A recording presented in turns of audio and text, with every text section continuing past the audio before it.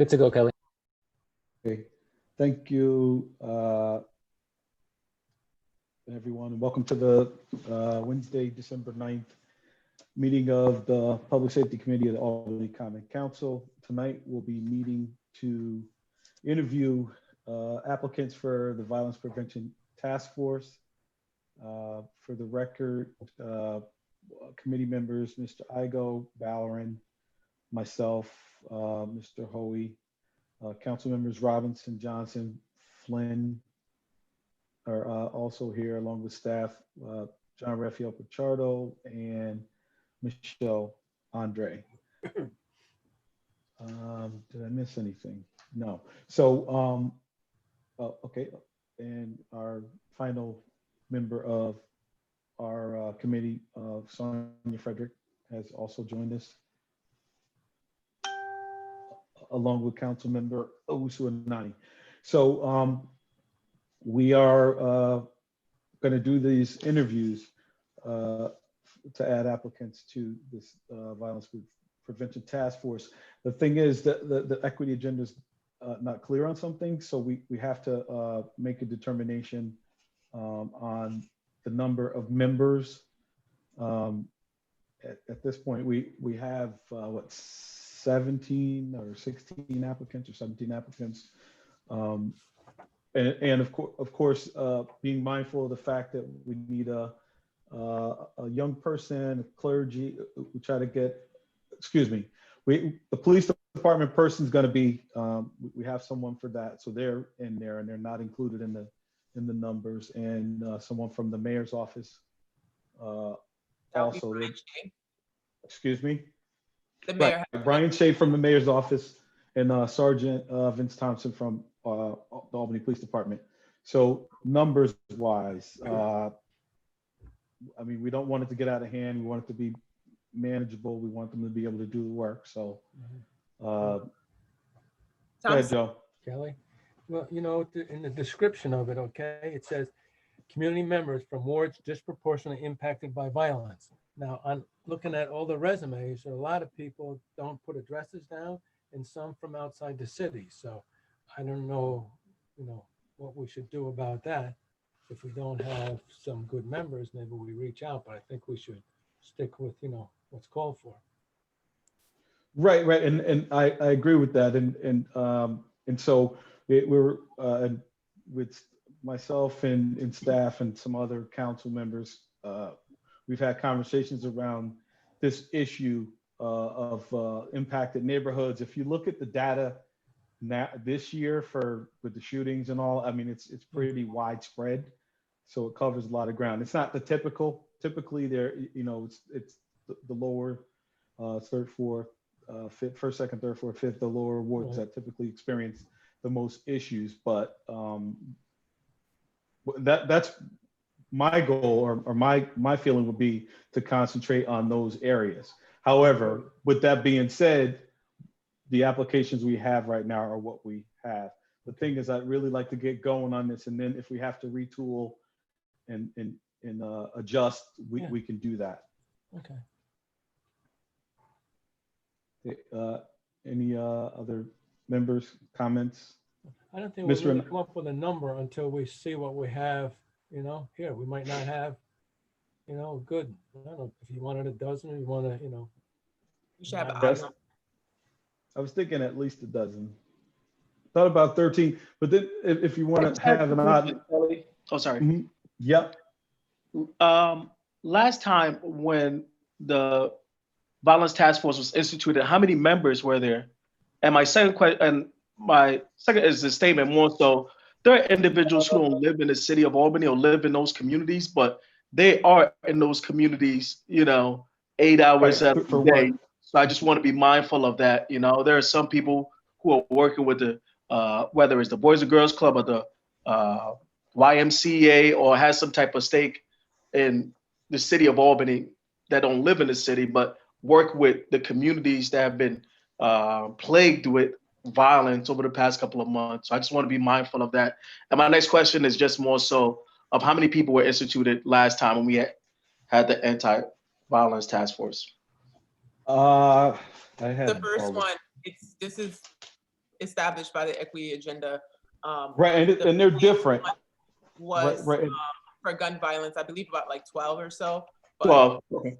this is not the Yeah. same thing. Yeah, and it's not, if you look at the language in the. I was just curious. I just wanted to make a comparison. Yeah, I was just thinking. Right. I'm sorry. Right. Kelly, the Okay. first meeting we had in the chambers was, you called, I believe. It was the Public Safety Committee, but then whoever could fit in the chambers, is that the meeting we're talking about? I mean, it was packed. For which And- one? I forget, it was a few years ago. Oh, yeah, the 2019. Yeah, it was public safety. It was the stakeholders. It was like 2019, 2018 or Yeah, 2019, after the summer of violence, or Well, we're there having were that. quite a few people, but we just invited people to come in and talk. I don't know if there was any Yeah. established membership at that time. And there wasn't, and that wasn't really, that was just a group of stakeholders we reached out to and Yeah, it pulled wasn't the together. best way to have a meeting at that time, you know. Right, and that never turned into a formal Oh, task force. It was just a group of concerned citizens and okay. stakeholders that wanted to make things better and improve violence. We did reach out to all of those folks, along with when we specifically reached out to them, but we also put it out through other channels, and that's how we ended up. Because the first time this went out, I think we only had maybe 3 or 4 responses, and then sent it back out, and we got more responses Okay. to it. So I'm gonna let other. I just have a quick question as well. Did any youth apply for the Violence Prevention Task Force, or has you reached out to any youth? I'm not sure, because there's no, we don't have like a date of birth on application. We just got a cover letter, resume, so that's something we're gonna have to view as we interview individuals today and tomorrow, but I'm not sure. Right. And what I would say, just based on what we end up with going through this, but also like members, Mr. Robinson, you with your church, and us, we all have connections where we could really be tapping into the youth that way. Some of the kids that we really want to be a part of this, I got a sense that they wouldn't be necessarily want to be involved with it. But I think we can all do our part to try to. Anybody talking? Can you hear me? You said you couldn't hear me?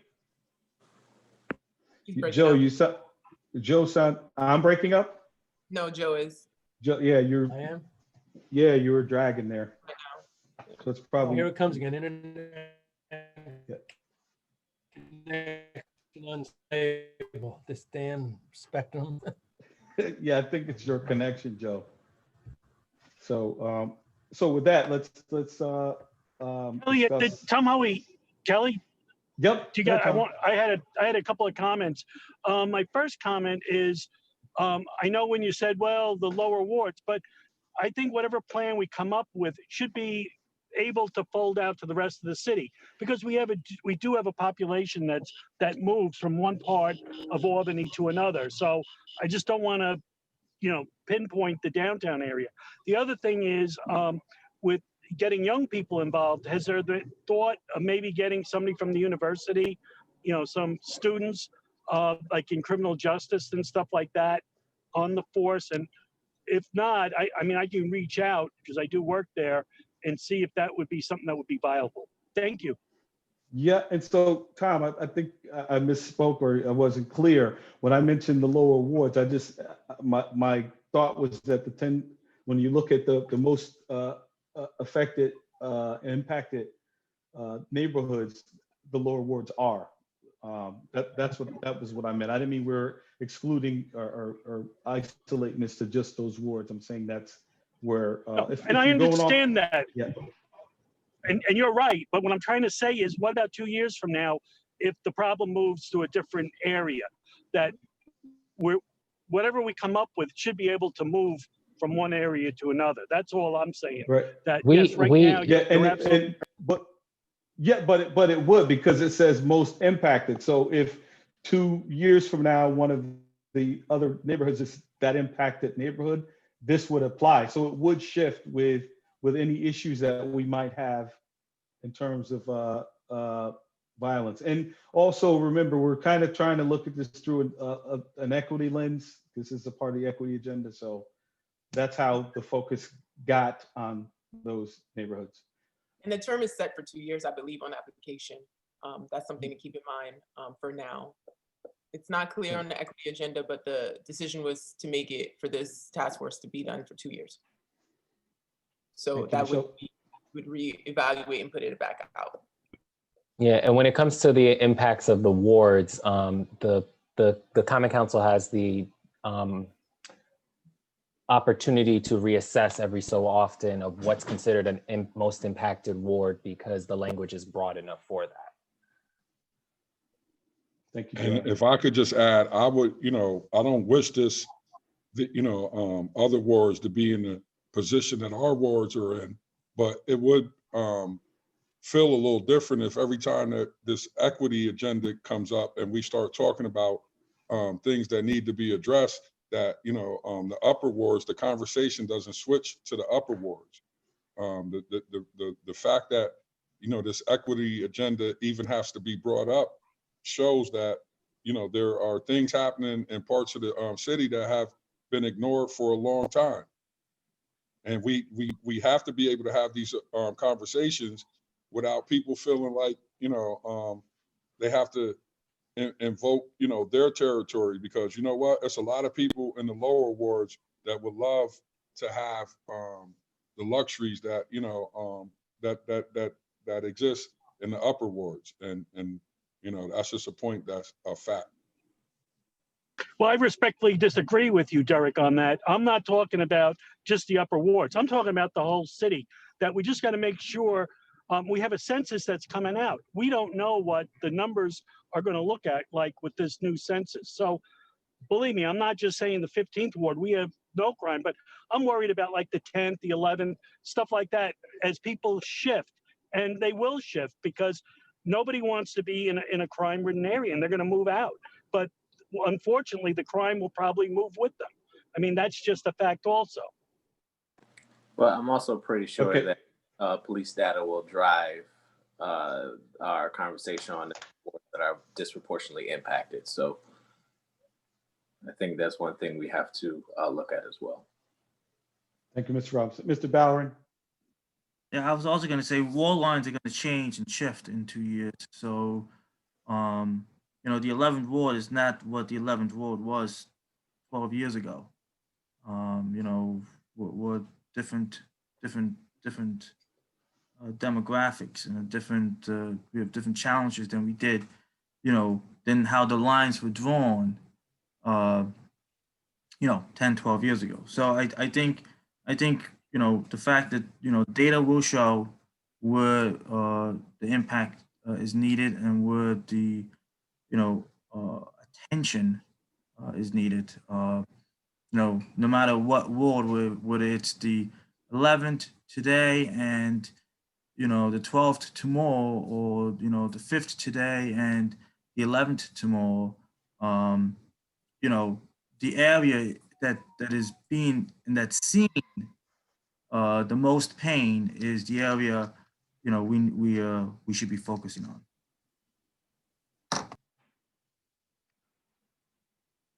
Okay.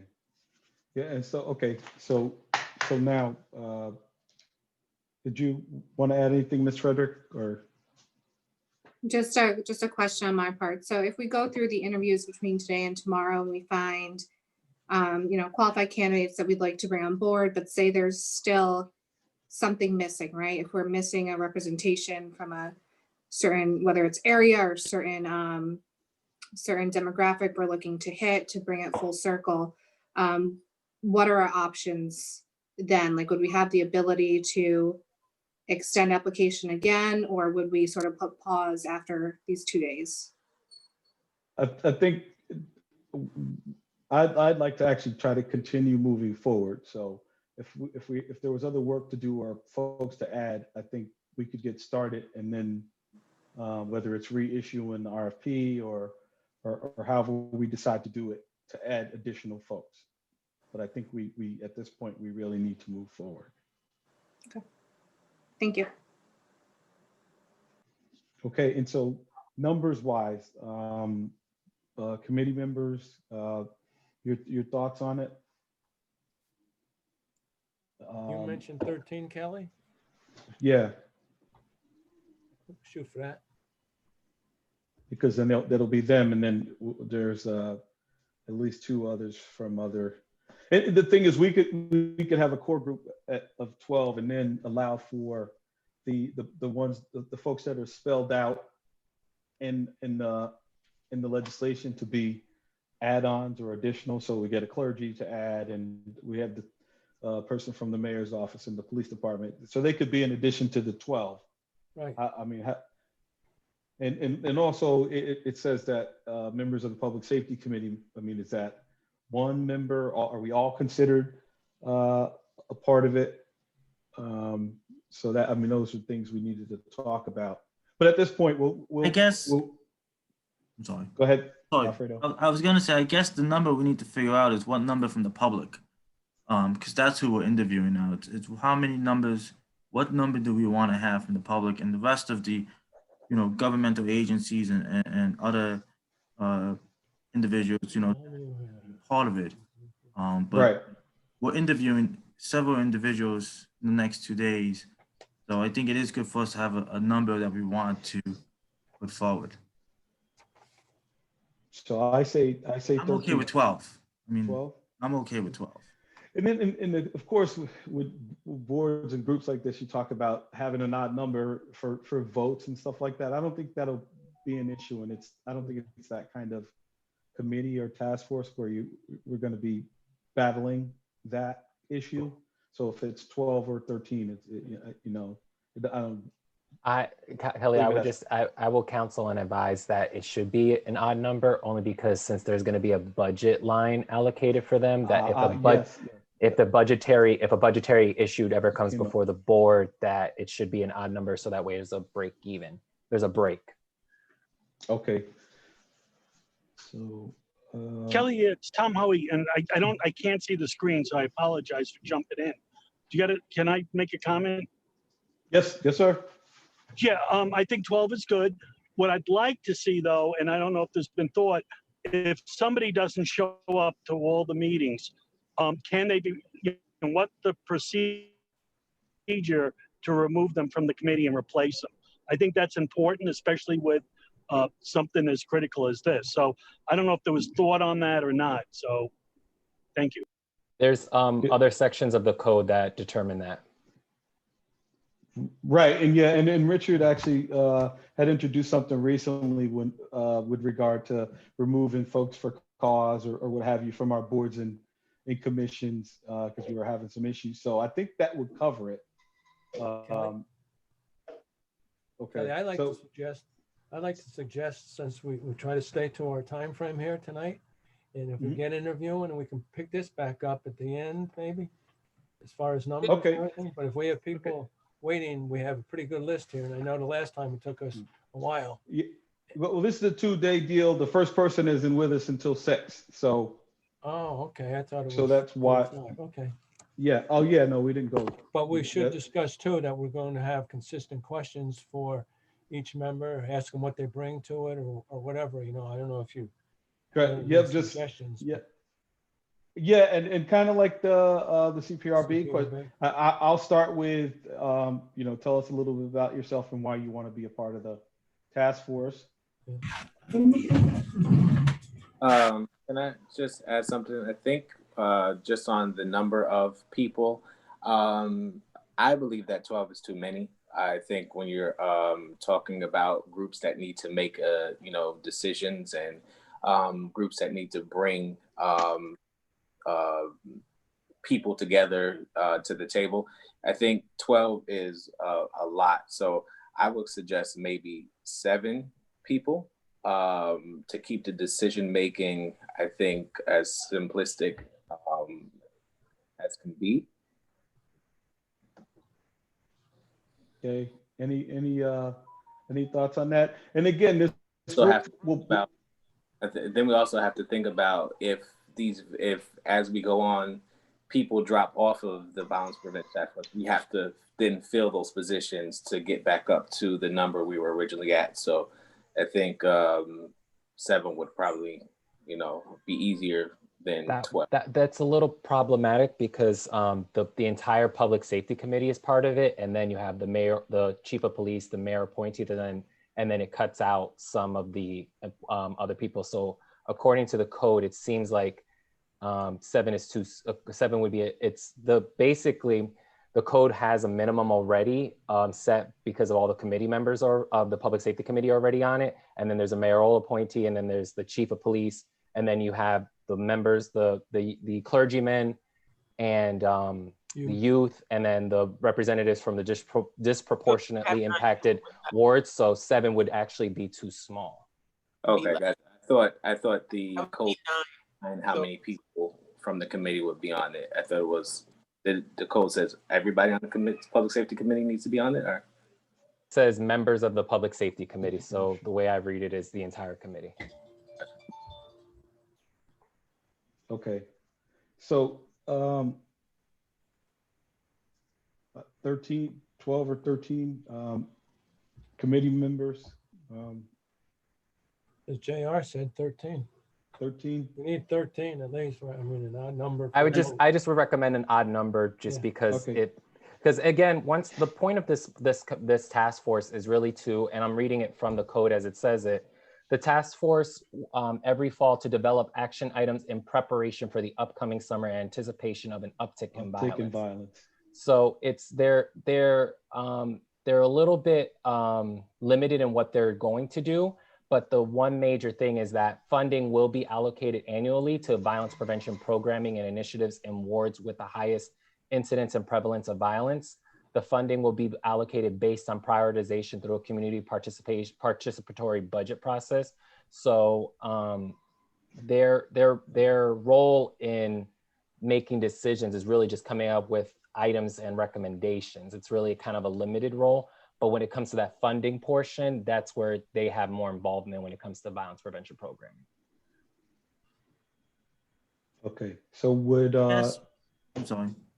Go ahead. No, go ahead. I guess I'm focusing back on the public. So I guess my question is, how many governmental members are there? So you're saying the 5 committee members for the public safety, someone from the mayor's office, someone from the police department. So that's 7 governmental agencies. That's 9. School district. Governments, yeah. About 9 we have. So we have I believe 4 representatives, and then that's including with the youth person, and then we have 5 members of the public safety. So 9. So we're saying 9 governmental. I would not say the youth is probably not governmental. No, but it's part of the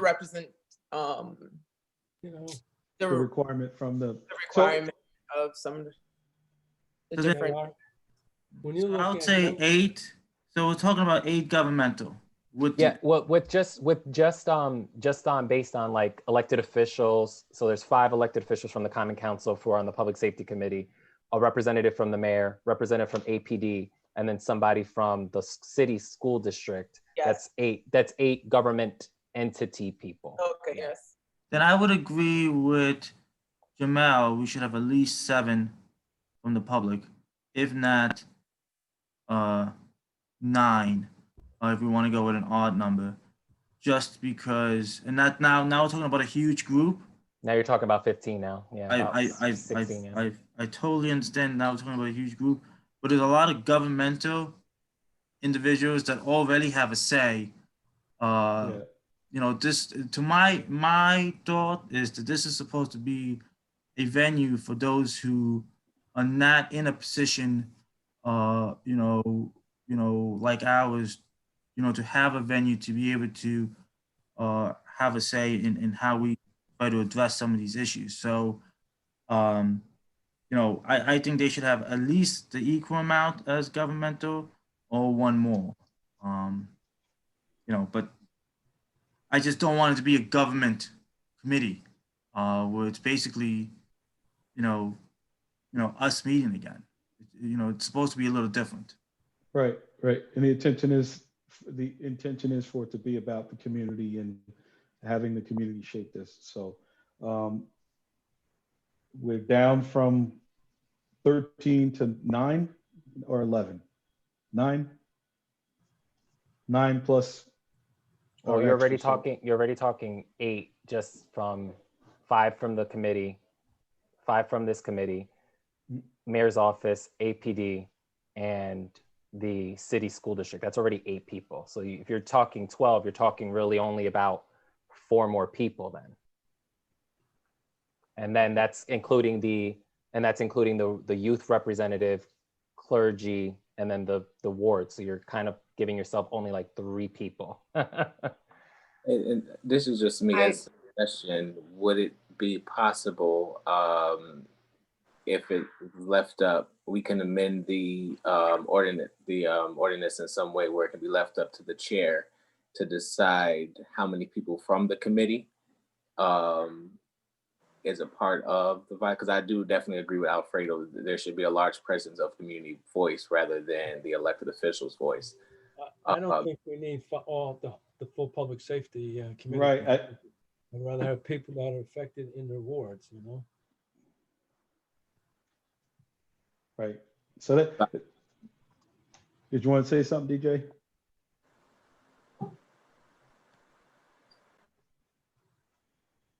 It sounds like we're setting ourselves up to have some of the similar concerns that people have about this group that the mayor put together for the state.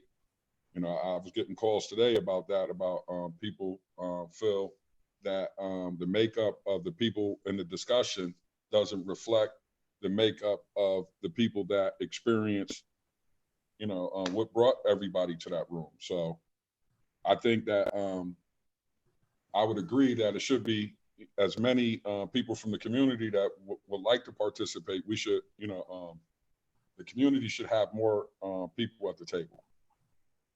Right. And what I would say is just a reminder that it's a task force, but they're going to be open public meetings. So anyone can partake, anyone can participate. So just keep that in mind. We got about 2 minutes before we got our first applicant. So I got one recommendation. Mm-hmm. 9 community members, and then it'd be a total of 17, because you'd have 8 from the other side. So it'd be a huge committee, be a huge task force, but then we can cut back from that 8, but not from the 9. So if we don't need all task force members or all public safety, we just need to share. Then you just cut 4 people, but you cut that from the government elements, not from the community elements. Okay, thank you. So just one thing, I think potentially if we could look at the number after the interviews, because I think the interviews will say a lot. Like if we have 14 interviews and 14 are amazing, we might want to make that a big group. But if it's a different scenario, we could talk about decreasing the government roles and also the number overall. So it's a good idea. Okay. All right, and I just want to add, Kelly, just really, I just want to echo Sonia's sentiment that after the interview, make the decision. But let's be clear. This is going to be an ongoing discussion. We're not going to end violence tomorrow. And I think that the more we get people from the community, the better. Because if elected officials and the establishment had the answers to the violence in the streets, we wouldn't be here. So I think the more that we try to incorporate people from the community, however many is possible, is the step in the right direction. Because if we had the answers as elected officials or as a government body or the police department had the answers, we wouldn't be here. So I think the answer is in the community as it relates to dealing with violence prevention. So the more we can have from the community, the better. So me personally, I support 13. If we get 15, that's even better, because I feel like this is hard work and I don't want to pin it on just 1 or 2 people. Okay. Thank you, Mr. Nani. We're going to bring the first applicant in. We got 15 minutes in between each one. So be mindful of your questions. And let's move through this. If it takes a little bit longer, you have to ask another question, then ask it. But if it's not necessary, don't. Please be consistent throughout. Ask all the candidates the same questions consistently. Thanks. We don't have anyone in the waiting room that I can see right now. 1 second.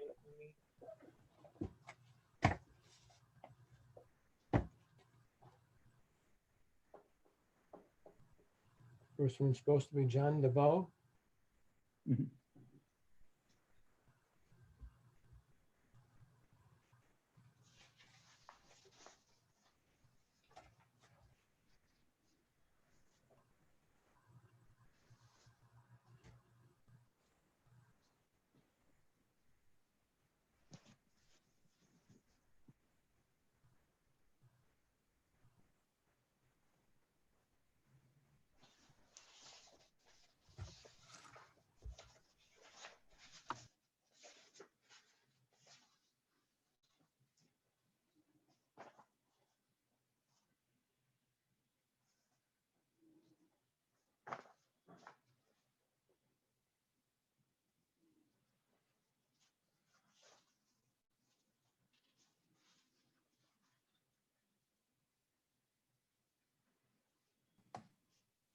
Since we have a little time, do we want to discuss the order that we want to go in, to make sure that it's as structured as possible?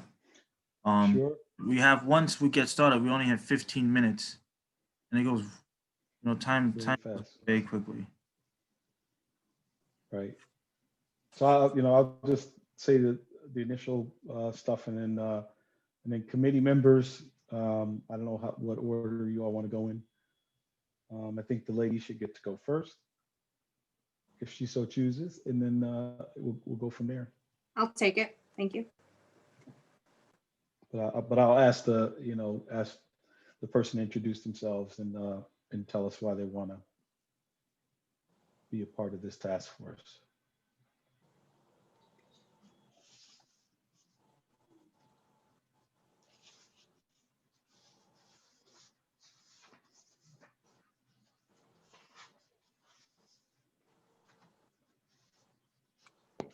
Mr. Chair, I know, you said that we should ask equal questions to individuals. There are some people that after hearing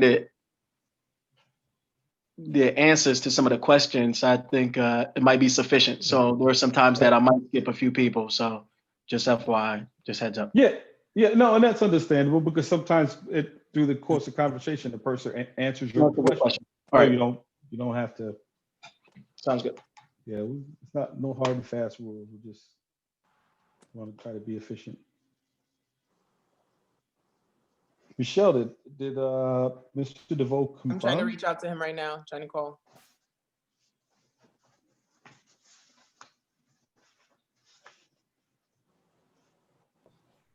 Hey, Kelly, I just want to apologize if I get knocked off again. I keep getting unstable connection, and I have Spectrum here. I give me new modems and everything, but I don't know what it is. So I apologize if it happens again. Especially Yeah. in the middle of a question. Listen, you don't have to apologize. Spectrum is the worst. Spectrum breed. We got to get them out of Albany. The problem is we don't have a competition. That's the problem. That is the problem. You are right. We got to figure this out. Verizon doesn't want to come in. Yeah. Subpar services, they charge too much. And right now, my service is actually, well, they probably listening, but my service is acting up. Right.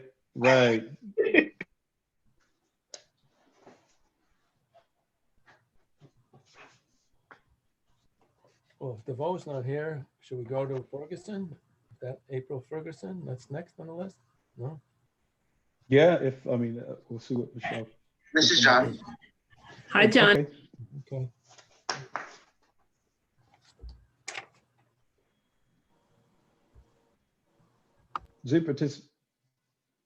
Hello, Mr. DeVoe. Oh.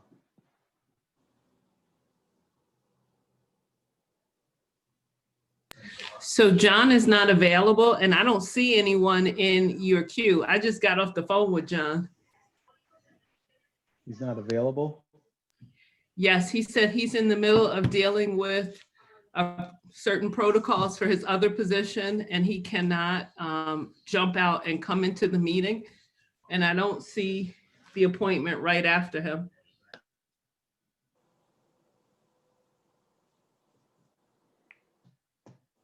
Okay, I mean, I guess we can just kind of resume where we. So you could continue your plenary session to make determinations as to how you want the composition to be, and we'll start calling people to see who's coming on board.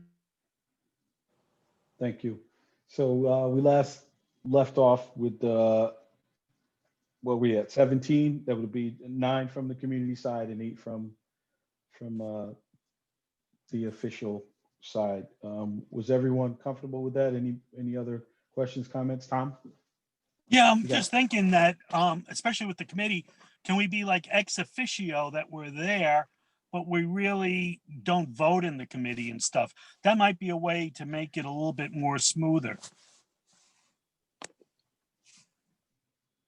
I mean, that's again, this broad, the ordinance is broad. So if we wanted to amend it or make some changes, we certainly could do that. Or the thing is, without even, I believe, at this rate, changing the I mean, it's just so broad that I think whatever we come up with will suffice. If we wanted to go back later and encode it and put it in the code, we could. But well, I can defer to you, JR, for that.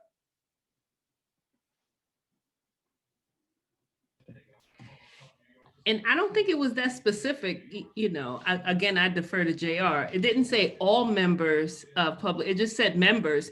So you could be very like general in your interpretation of members to not mean the entire membership body of this committee. And, you know, yeah, if size is an issue.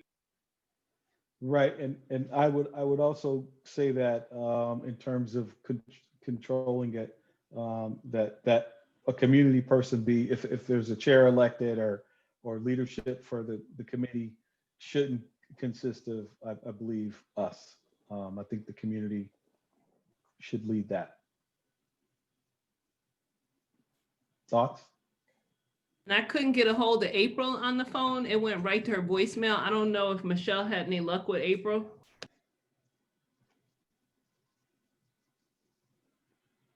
Yeah, I mean, at this rate, she's got a couple more minutes before she's supposed to be on. So, but back to the plan.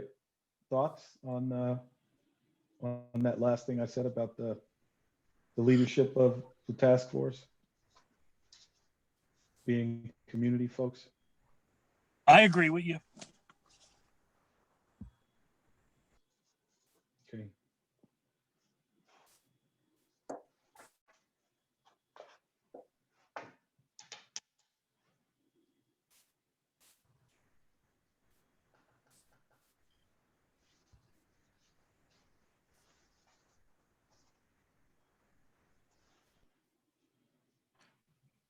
Does the legislation say how often they should meet? Whether monthly, quarterly? It says meet. It doesn't lay that out, but just every fall. And I'll read it in its entirety. The violence prevention section of the equity agenda says the Albany County Council's Public Safety Committee will establish a violence prevention task force. The violence prevention task force will be responsible for convening stakeholders every fall to develop action items in preparation for the upcoming summer in anticipation of an uptick of violence. This task force will be composed of members from the wards disproportionately impacted by violence, at least one youth representative, representatives from the Albany Police Department, the mayor's office, the Albany City School District, clergy, and members from the violence prevention related organizations. Next paragraph is funding will be allocated annually to the violence prevention programming initiatives in wards with the highest incidence and prevalence of violence. The funds will be allocated based on prioritization through a community participatory budgeting process with involvement from the Violence Prevention Task Force. a separate budget line. And the City of Albany's annual budget will be created entitled Violence Prevention Task Force Funding. So it says fall. So Kelly, they're not gonna meet till next September? No, I think we gotta do something. Let's go by what it's it not says. just, yeah, going by what it says, yeah, but we're gonna ask that they convene now and start dealing with the issues that we've been facing these last several months. Do we have a date that we want to have them start so we can give people a idea of the time frame, the commitment that the that we're asking for? Again, we need to determine that, and I'd like to get going sooner rather than later. At least have that initial meeting, set some expectations, kind of develop and talk about their structure, and then go from there. But this is all stuff that we're creating. We could also give, once we have a committee formed, that can be part of the first meeting to allow them to self-structure their own destiny of how much they want to meet and how often they want to meet, and so it doesn't all have to be done pre-formation. It could be part of the formation. It would be nice though to have a rough idea, and I'm thinking even like bi-monthly, Alfredo, that so they can expect what's needed. And if they need to increase it, that, like, I agree with you that the committee itself should say we need to meet more than bi-monthly, but we should have some kind of targets when we're interviewing people. This is what we expect. And Kelly, thank you for reading that. I understand it a little bit more. I really didn't understand it till you read the ordinance. So, it makes a lot more sense now to me. Thank you. Right, and what's going on is that I think we're not conflating, but everyone's looking. It's a violence prevention task force, but we got a lot of gun violence going on now, and that's a huge issue. And then we had a prior gun violence task force. So I think people are looking at them like they're the same when by the legislation. They're not really, but there's no reason why this violence prevention task force can't tackle and deal with those issues. So. And Councilwoman Frederick has her hand up too. Okay. Oh, thank you, Danielle. I'm curious, do we have a sense of term commitments for this yet? It's in the Application. 2 years? 2 years application. yeah, 2 years. Got it. And then I'll echo, I believe it was the sentiments of Councilmember Robinson, adding some form of a component where if someone is inactive and or just doesn't, want to continue with the body, being able to have an easy mechanism to replace them quickly. Yeah.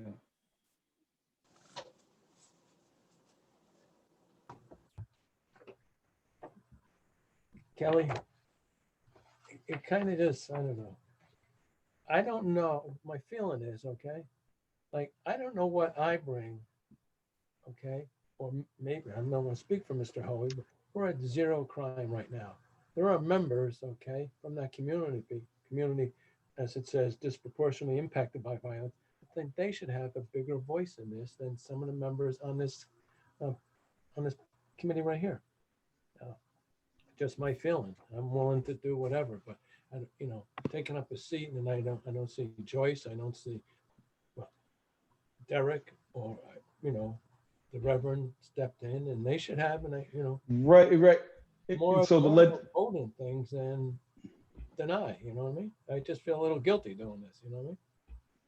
Right, and so maybe the legislation should have spelled out not public safety members, but council members from wards that are most impacted. Yeah, maybe impacted. And I don't know their feeling, but I kind of got that feeling too. That you know what I mean? I don't know.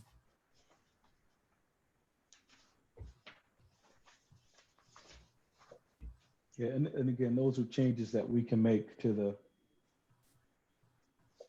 That's just my idea. I don't know if anybody else. Joe, I agree with you on that. I think you're right. And that's something, like Kelly said, we can adjust the ordinance to reflect that.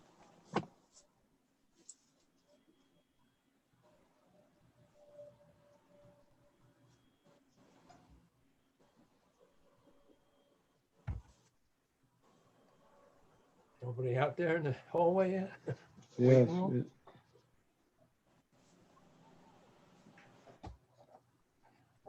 Because yeah, now we're at the next Ms. Ferguson's time. We don't see your 6:15 yet.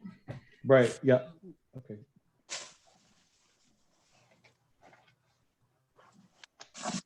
What about Robin Goldstein's? Anybody out there?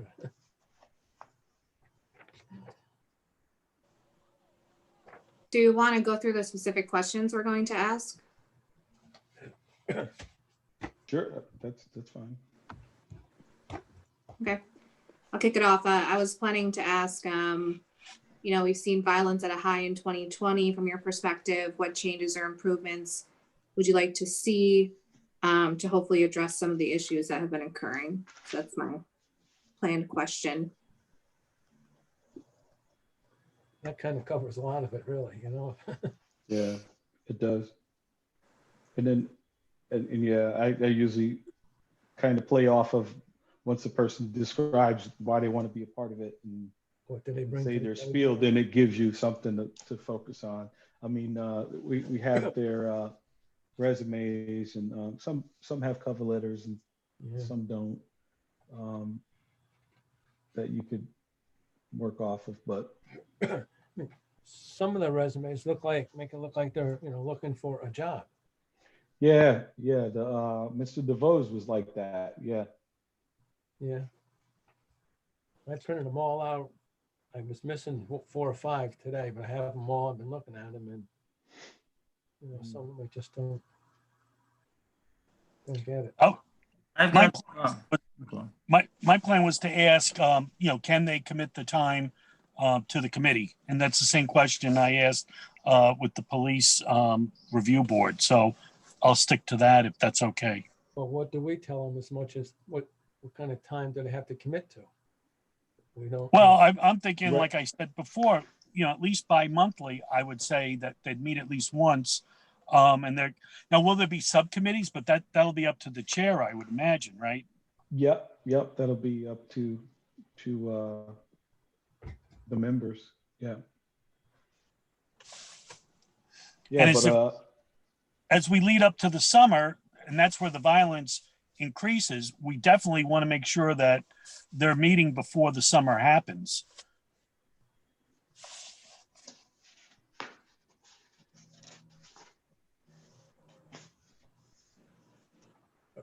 to be honest, I like to see them get started January. Yeah. I mean, I don't really think it's really it's leveled. It hasn't leveled off. It just went down a bit, but I think it's still way higher than it was. Oh yeah. Last year. Yeah. Last few years. I mean, 2018 was bad, and it's worse than 2018 at this point. So the question I'd like to ask everybody, what is your strength? What would you bring to the table that would help the most? I don't know if that's encompassed in your question, Sonia, but but one's going to lead to the other. So, I'll ask that one after, probably number 2 and time 3. I don't care. I'll ask a simple one. How well are you working with people you may not always agree with? I think that's you're gonna have such a different component of this body. I'm pretty confident not everyone's gonna agree all the time.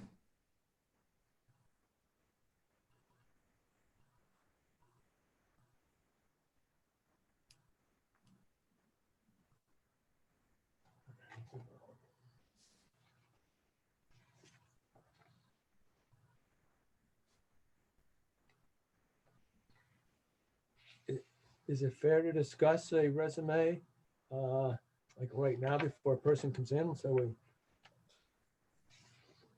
I would think we'd probably want to do that in executive session. It is, yeah, when we're off live. Yeah. I don't know, Joe, you've been at this longer than any of us, so. yeah, well, that's what I'm saying. we'll We have all defer. this in front of us, and you can look at the resume and say, well, like this one, I'm a recruiter for U.S. Census Bureau and occupational specialist. You know, what in your resume that you submitted us, you know, makes you qualified, or you think would be a good fit for this committee? I just don't, you know, I don't know, but some of these where they get it, you know.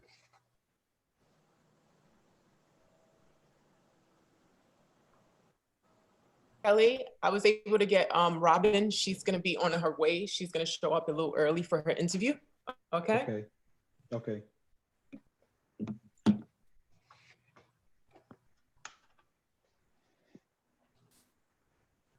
I'm sorry, who was that you're gonna get? Our 6:30. Robin Chappelle Golston. Chappelle Golston. Okay. Because I don't see, did she send a resume in? Yes. Yeah. It's in the packet. Hold It's a lot of printing to get them. Oh, it's way down. I found it. Never mind. Yeah, it's a cover letter in there also. Wow.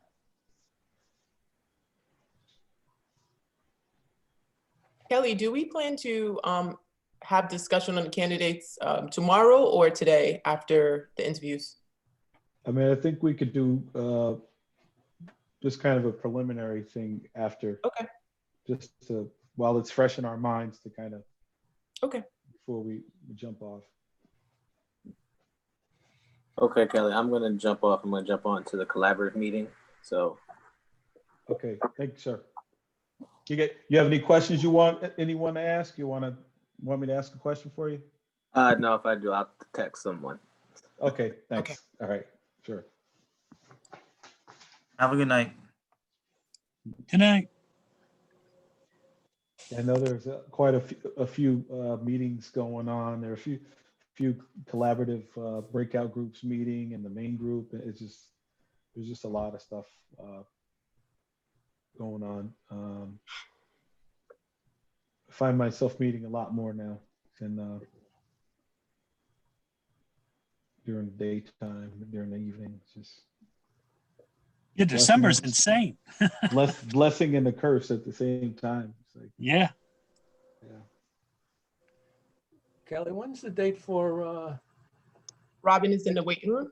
Would you? for the next public safety committee meeting where we're going over the legislation? the 14th, it's Monday. Okay. Mm-hmm. I didn't have a calendar in this room. So if she's there, you can let her in. You ready? Okay. Mm-hmm.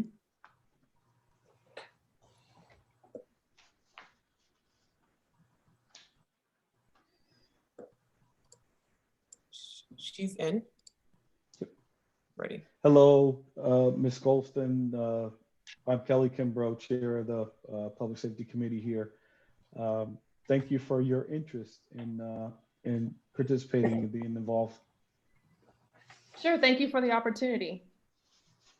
Okay, and so just the way we're going to start is just having you introduce yourself and let us know why you're interested in being a part of the task force. And after that, we'll go around questions from committee members. Great, thank you so much. Thank you. So my name is Robin Chappelle Golston. As you know, I've actually been a resident of Albany for 3 years now, but used to travel up here for work. I'm a lobbyist and been in politics and government for many years.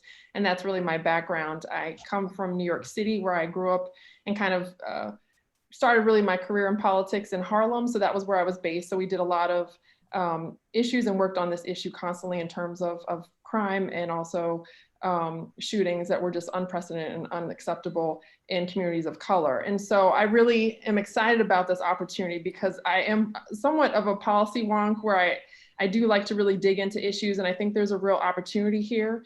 There's a lot of models across the country that have some interesting ideas that have worked to try to address this issue. It's not an easy one and it's multifaceted, But I think there's real potential here. And as a woman of color, I take this very deeply and seriously. I think it's unacceptable that our young people are, and not young people, are dying in the streets at an unacceptable rate. And I think definitely COVID has exacerbated that and made this even more severe an issue. And we see that across the city and across cities across the country. But I think, you know, just a way to really work with the community closely and nonprofits that work on this issue and really collaborate as much as we can to get to a solution, and really working with those that are vulnerable to being victims, and also in terms of perpetrators. I think there's real potential to come up with creative ideas that we really invest in the community and work with the community in tandem to get to the solutions we need.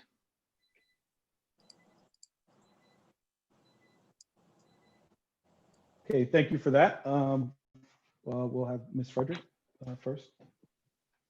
Thank you, Robin, for being here today. So my question for you is, and you described a lot of experience in this realm. So obviously in 2020 in the city of Albany, we've seen violence at a big high.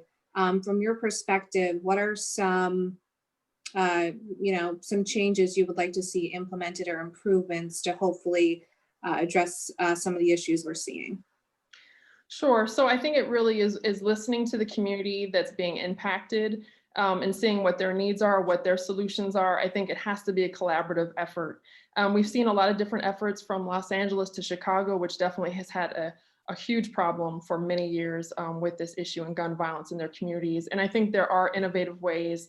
I've looked at different models and really kind of seeing what kind of works and what doesn't. It looks like mediation is key. It looks like a lot of mental health support is key, especially for victims of gun violence, because a lot of times they'll even turn into perpetrators later on. And so giving folks the support and access to also opportunity. I think there is a lack of hope and opportunity out there that is really not giving folks the potential and seeing what they can really be in life, and they really don't see other options for them out there. And I think that's a huge aspect of why people turn to this lifestyle or get sucked into it. We know there's a lot of pressures from local gangs to kind of get more members. And so I think it's a combination of things, but really partnering with the community and listening to what their needs are and what they think are the solutions, I think is really key to this. Thank you. Thank you.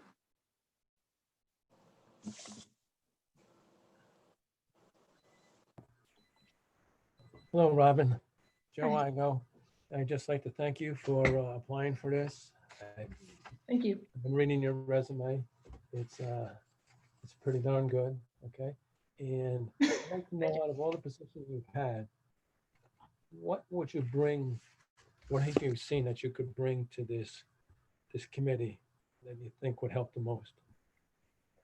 Sure. So, I think a combination of my government work as well as politics, and also even on the advocacy side of what I'm doing now, I think I have an ability to bring people together. I have ability to learn and from others and try to come up with solutions that actually work. But I think it really is, it is a complicated issue, but a very straightforward one, and that there's a lot of different issues that need to be addressed to really address this issue. And so, working in government, I have a lot of contacts.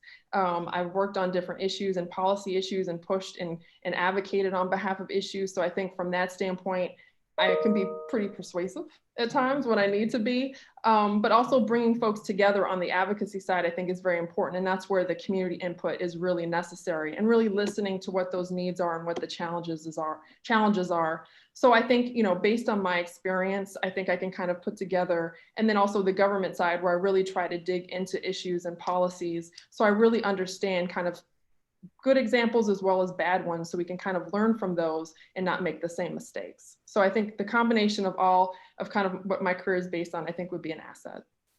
Well, that's good, because we're definitely here to listen, but we have to come up with some suggestions after we get through all this. Thank you. Definitely. Yeah, hi, Robin. And I apologize, I'm in my car. My son's practicing soccer and they won't let me in the building because of COVID. I was wondering, your resume is very impressive.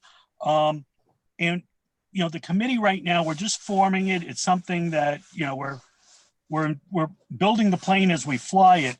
But we really I personally think there's going to be a lot of time involved. with the committee, and there might be subcommittees formed and stuff like that. With your work schedule and stuff, do you feel you can put the time in, if needed, to make this committee work? Thank you. Sure. No, I appreciate that. I have a busy schedule, but I've also been in politics for a long time, which there's no off hours. And definitely, willing to be flexible in terms of doing things after work or, talking to the community, hopefully in times when we can actually interact in person with folks that are impacted. I think, I always try to make time. I'm passionate about this issue. I think this is important, and I think it's unacceptable in terms of what is currently going on in Albany as well as other cities. So, you make time for things that you're passionate about and interested in. And I think this is an issue that I think I would definitely like to dedicate some real substantial time to really try to come up with possible solutions. Thank you. Thank you. So how's Charlie Ringo? How's Charlie Rangel? How's he to work with? He was definitely, so I was his special assistant. He was an amazing, he's a legend. He is part of the legendary Harlem Five, and, just working for him and such a historic figure was really a great learning experience for me. Obviously, representing Harlem in his district, there was a lot of issues that were similar to what we're talking about today, but really taught me a lot about trying to do the right thing, but also having a smile doing it. One of the skills that he had that I always respected is that he could kind of throw a zinger at you, but you wouldn't even know it because he would have a smile on his face, and he was very charming, and he knew how to work with people in a way to actually get things done. So I always respected that. Yeah, no, we were trying to get him come speak when I was in college. Oh, really? Yes, I should have called you back then. I know. I could have helped. And he's still doing his thing. Obviously he's retired now, but he's still very much involved in the community, and he was a great person to work for. I learned a lot from him. That I don't really have a question. I just wanted to ask that. I appreciate that. Thank you. Thank you. Thank you for applying. Thank Yes. you. Again, Ms. Golson, thank you for your interest. Your experiences is on point. You do a lot of, you said you're a lobbyist, so obviously you know people, you're communications specialist or what have you. What kind of engagement or community engagement have you done here in Albany? And has any of it been in any of these communities that we're talking about? Sure. So, I've been here 3 years. I've definitely tried to engage and work with local leaders. I've done stuff with the mayor. And of course, on the advocacy side for my job, we've had a lot of rallies and events and public events around reproductive health care. So from that standpoint, but I consider that part of my work realm, the work we've done locally. But I think this is also a real attempt for me to get more engaged in the community, because I think there is a real need. I like Albany. It is a good city, and I really do want to use my expertise to kind of branch out and also do some more community work, because I really haven't been able to tap into that in a way that I wanted to. So I think this is a really good first start. Thank you very much for that. Any other council members have questions? Mr. Bass.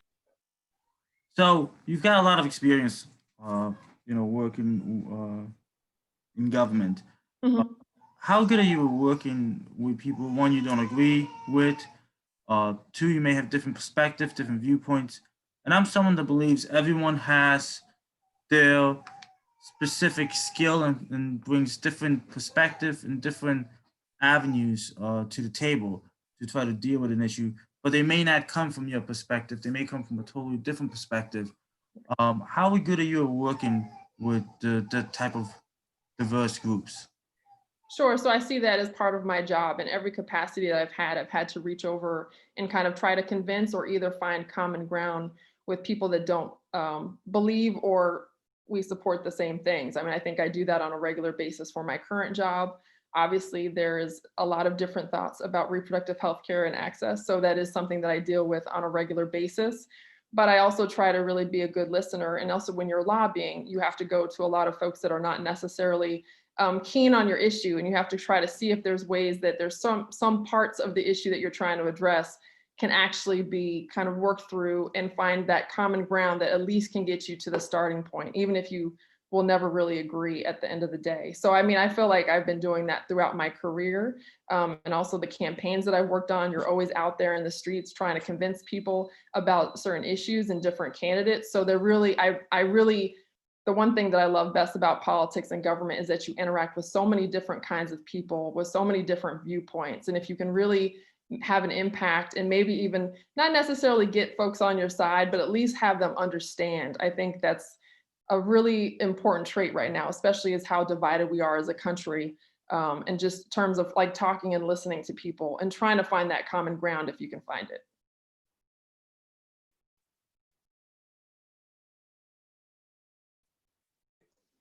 Okay, I don't believe any other folks present have questions, so that wraps it up. Do you have any questions, comments, anything for us? Sure. So, I think one of the things that I was thinking about how this task force would intersect with the nonprofits that I know are already doing work on these issues. I know there's a gun violence task force that's been created by A Block at a Time. And I know SNUG does a lot of work locally. Like, how would this group intersect with those groups that are already doing work on the ground? The group decides how they intersect. Again, building the plane as it's flying. Ideally, we want you working with a broad swath of community members and organizations. But yeah, it's a blank slate at this point. I mean, we know our end goal, but how we get there is going to be up to the group, really. So with that, that's helpful. Thank you. And I appreciate that, because I think it is going to be really bringing all kinds of folks together to address this issue. So in that regard, what is the role that the police plays, and can they be a partner in this as well? We know there's a lot of difficulties and complications with that right now, but I think it's an important piece of how we get to a solution. That's right. This the legislation that created this task force it calls for the chief or one of his designees or someone from the police department to be on. Right. The person from the police department that will be on the task force is Sergeant Vincent Thompson. So there's a person there right now that would be the link and the tie and tie this to the police department. So, but again, this is about the community. We want it shaped and run and controlled by the community with, with the police department being a stakeholder, but not controlling it. Definitely. No, and I definitely get that and support that. I think they're a piece of the puzzle, but definitely not the solution. Yes. Can I just ask too, in terms of the resources for the task force, like, is there an ability to get data in terms of where we're kind of looking at perpetrators and victims of gun violence, so we can kind of really see the population that we're dealing with and who we should be kind of targeting outreach to?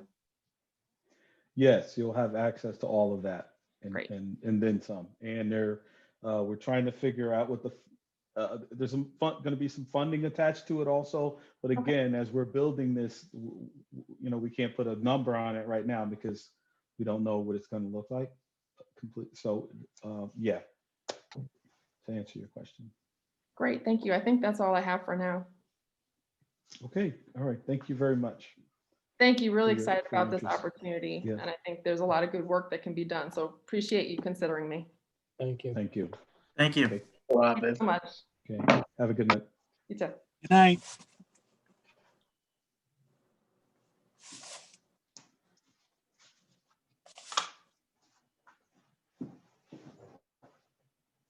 Okay. Good start. We're off to a very good start. Absolutely. You set the bar high. All right, let's go. Yeah. So, that's good. Yes, that was very, makes me very excited about this because you want this process and this thing to be in the hands of people that care, are capable, and she certainly seems to fit the bill. Definitely. Anyone, our next person, Michelle, are they in the queue? Mr. Green, yes, he's in the waiting room. But I also wanted to provide a correction. I believe Thompson is coming from the school district. He used to be an officer, but now he's with Oh, that's right. You know what? school He retired. district. And we have McDavid for our APD on, okay? Okay. Okay. Yeah. Yeah. Just wanted to provide that correction. Joe McDade. Okay. All right. Yes. So I'll have to correct that with. Who are we calling up Oh, next? so Mr. Green is entering. Thank you. okay. And so Mr. Thompson is the director of security for the district now? Is that who he is? Sergeant Thompson. We could deal with that later on, but thanks for giving me that update. Okay, he's still connecting.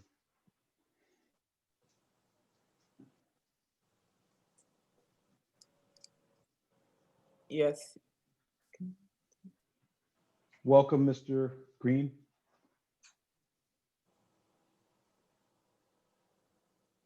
Can you hear me? You're He's still on mute. muted. Can you hear me now? Yes, we can. So thank you for your interest in the task force. My name is Kelly Kimber. I'm the chair of the Council's Public Safety Committee. Thank you again for your interest in joining the Violence Task Force. So what we'll do in our interview here is I'll have you introduce yourself and let us know why you want to be a part of the task force. And then after you do your intro, we'll have council members ask questions. Okay? Awesome. Good with you? Okay, Yeah. so I'll turn the floor over to you. All right. So my name is Jonathan Green. I am currently a City of Albany firefighter. So I definitely experience some of the violence and see it from a little bit of a different perspective than many. I have been involved in working with the city in different aspects pretty much my entire life. I grew up right in Albany. I went to Albany High, I went to Hackett, I went to Toast. Throughout my adult life, I ran the city swim program for a year, the second grade swimming program. I worked on a program for inner city youth that were prime candidates for childhood obesity markers through Giffen, as well as Arbor Hill Elementary. And I've been involved in all different kinds of sports programs in the city for my entire life, either as a player, as a coach, as a mentor for different people. And I would like to stay involved in the city. I know the violence problem this year has really started to show its face again. And I'd like to help make a push to get some programs back and running, as well as be involved in those programs again. And I'd like to see some different attempts at anything to prevent this violence and kind of step up as a role model and hopefully encourage some other people to step up as a role model. And hopefully that'll help reduce some of the violence in the city. Okay, thank you, sir. Hi, Mr. Green. Thank you for being here today. Appreciate you applying for this position and being willing to serve in this capacity. My question for you is, as you mentioned, violence in 2020 has been at a high. What improvements or changes would you like to see that could hopefully lead to some resolution to these issues? So I would like to see a combination of some different programs that are going on all over the world. When I was younger, I worked for an organization called Peace Players International, and they do a good job of bringing together sort of troubled areas such as Ireland, some of the Middle East areas, and they really try to promote interaction through sports. And I think that would be something really good to bring back. For 1 year, we had that Albany Olympics. And I think an idea like that is wonderful. I know everything is tough right now with COVID going on, but I think being able to bring some neighborhood pride through some sports and some interaction with other neighborhoods can help to really bring back some ownership and get people involved in their own neighborhood and have some respect for their neighborhood because they take pride and ownership in it themselves. Interesting perspective. Thank you.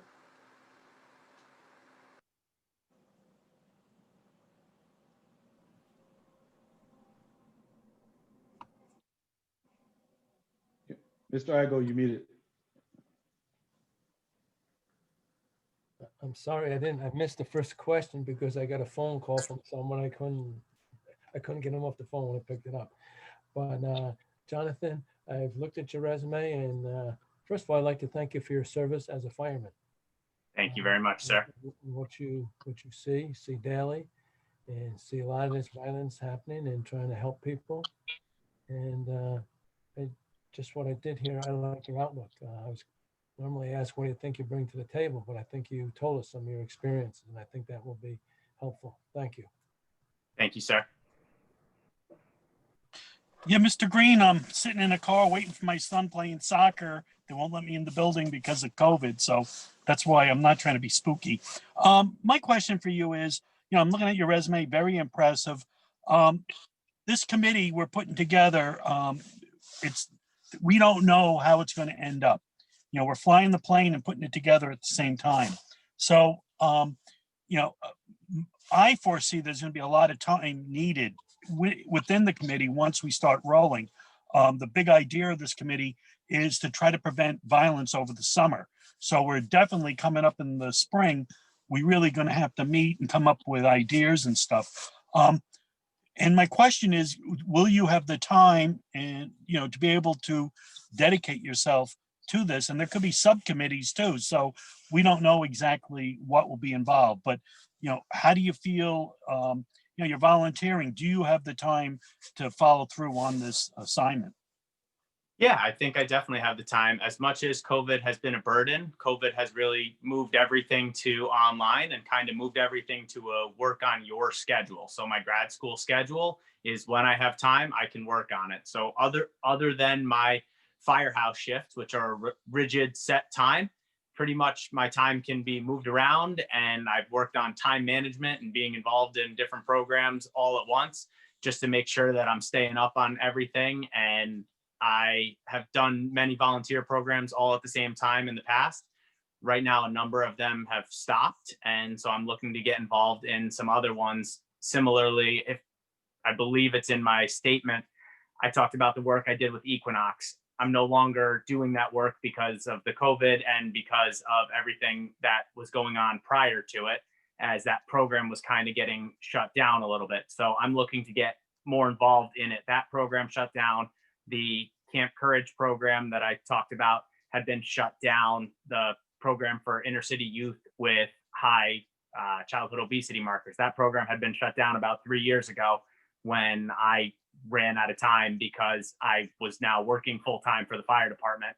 So I couldn't keep up as the full-time director of that position. So my evenings have really freed up without dedicating all of that time to volunteer work in the time being. Thank you so much. I appreciate it. And thank you for applying. Thank you. You must have no kids. That is correct, sir. That's how your evenings are open and your nights are open. That is very yes. That's good. And thank you again for your service and for the work you do in our city every day. My question is, how good are you at working with individuals you might not always agree with? I know we all have our different perspectives and we all have our different backgrounds, but I'm someone that believes that everyone brings something to the table from their perspectives, and it may not be something that you can always see right away, but they have that asset, and it's always, my way of saying is you want to focus on their strengths, but they may have a different viewpoint, they may have a different way, they may have a different style than you. How good are you at working with individuals who don't see, you may not see eye to eye on?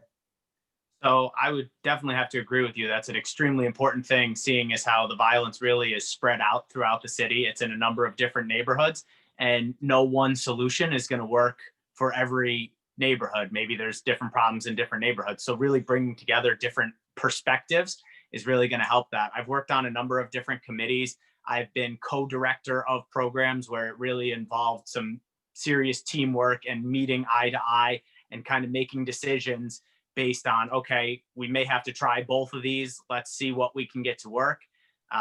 One of the things being on the fire department is that's really some teamwork there that puts you in a spot that you have to rely on other people knowing, okay, if I am doing my task, I need to let them do their task and not worry about them doing their task so that we can come together and solve an entire problem. Thank you. So, thank you, Mr. Green. And Joe, you know, firemen don't work every day. Only police work every day. Firemen, you know, a day on, a couple days off. That's the way that. So he's got time. Here, Kelly Day there, you know. You're gonna start that, Kelly. You're gonna start that up, Kelly. You know, the police department is where it's at. Come on now. So, Mr. Green, you definitely seem like you've been involved. You care about your community. I see your activity with the JCC, you did some stuff with Equinox. With the gun violence, we're talking about some specific communities with issues. And do you have any interactions with any community engagement with some of the neighborhoods where the gun violence is occurring? Yeah, not a requirement, just an ask. You know? No, so those programs that I discussed in there, one, Equinox was the domestic youth shelter. I don't know if you're familiar with it on Central Ave. So that was really involved in that neighborhood right there. That program was only for youth with nowhere to go in the afternoons and evenings. We were handling dinner for them. We were handling sports, homework, career guidance.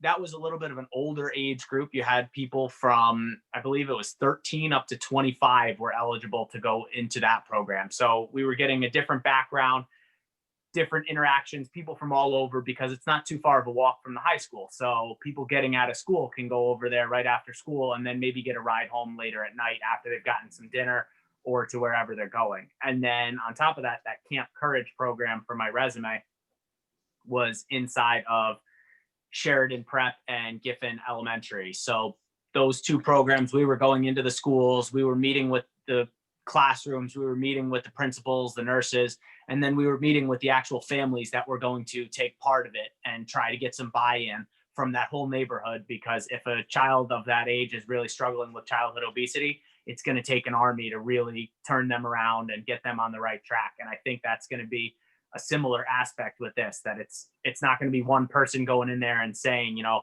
hey, we got to stop this. It's going to be a whole neighborhood thing and drawing on different programs to really try to get all the neighborhoods involved, but specifically the neighborhoods that are really struggling with the violence right now. Thank you very much for that. Thank you for your service as a fireman. Thank you for all you do.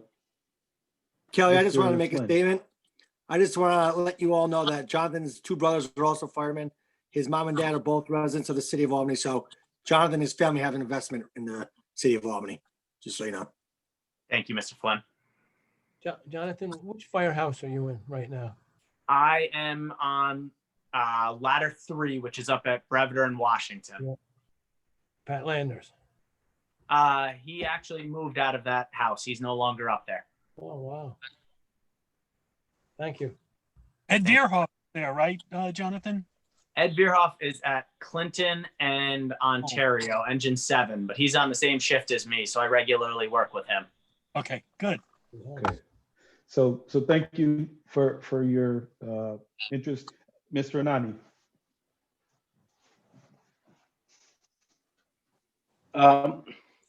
Jonathan, I just want to say thank you so much for your interest and serving on this board, this work group. I did some research and I spoke to many of your colleagues, and nothing but great things to say about you as it relates to your hard work and so on. So I just want to thank you, one, for your service to the city of Albany. And I know that you care about the city and want to see the city move in the right direction as it relates to the violence that we're witnessing in our city. My question is more so from your experience in your field. Can you share how the pandemic crisis has exacerbated the violence in the city of Albany? So I think that's a little bit of a multi-part thing. The number one thing is that people don't have anywhere to go.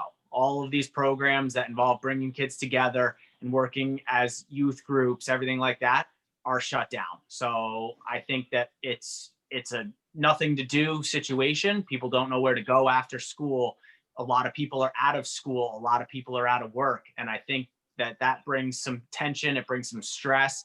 There's elevated levels of everything going on. People are worried where that next meal is because they don't have the same employment that they had. They don't have the same support system that they had. And on top of that, now they can't see a lot of their family that may be vulnerable. So that really puts a lot of pressure on the system ahead of time. And then you're getting, everyone is running around, everyone is trying to fix this problem, but we haven't really been able to sit down, have major committees, because again, everyone is now having everything through Zoom. You can't bring people together.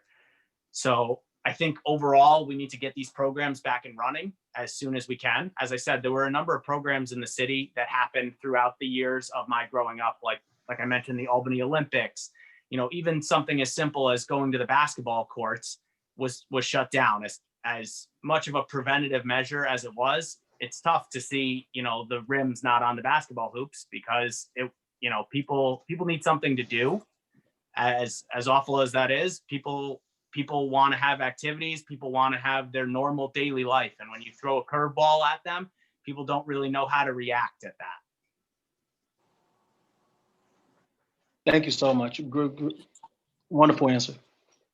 Thank you, Councilman. Okay, if there are no other questions, Mr. Green, if you have any questions or comments for us, we'll take those. Otherwise, thank you for participating. Thank you very much, council members. I appreciate the time. Okay, sir. Thank you.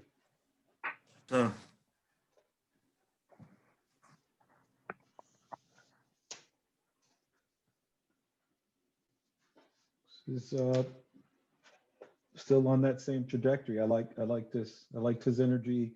I like that neither of the applicants thus far mentioned or looked at this from a law enforcement approach. They're looking at programming and talking about alternative ways to deal with stuff. So that's I'm really happy about that. So I'm happy because he's from Albany, and I asked you, can we get somebody? And he's from emergency preparedness. Yeah. To me, that's really good. That's Yeah, it is, and he's young too. So that's a emergency preparedness, right? Interviews continue like this, we might want to take 14. Yeah, really. This is good. This is good and promising. So we got anyone else? Is Dr. Harden lined up? If the interviews go this way, it may take I go off. In the wait room, just let me know when you're ready for her. Okay, we're ready. She's coming in.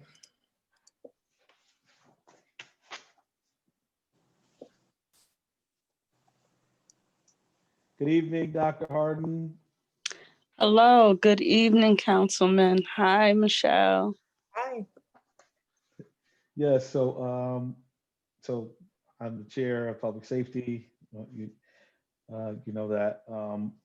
Welcome, public safety meeting to interview applicants for violence prevention task force. Thank you for your interest. As if you're not already engaged enough, I really thank you and appreciate you for stepping up for this. So what we'll do is to have you do your intro and let us know why you want to be a part of the task force, and then we'll ask questions after that. Thank you. Thank you for the opportunity. So again, my name is Dr. Vanelia Harden. I am a over 20-year resident here in the city of Albany, living in several different wards. I currently reside in Councilman Kimbrough's ward, but formerly in Councilman Jamel Robinson's ward. And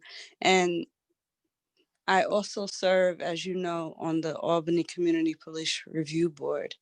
my interest in the Violence Prevention Task Force is not only as a community member, but I think about the opportunity and lessons that I've learned from my most recent research and my study. And I think that this is an opportunity to highlight the voices from the non-traditional leaders that I heard from in conducting my research. But not only that, I think about my own history, that I'm not from Albany, New York, but I came here as an at-risk teen.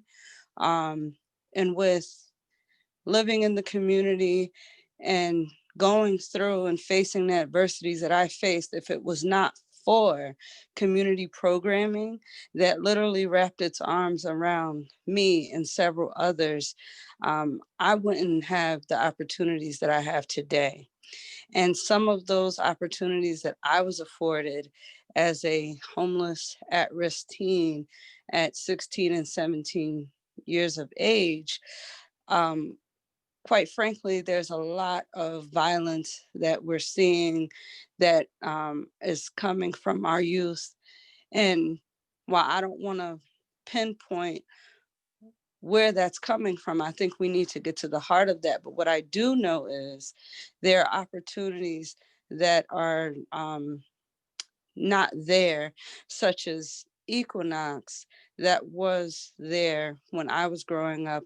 And I'm not that old. I'm not even 40 yet. So I just think about the lens that I come from. I think about the people in the community whose voices are not in the position that I am.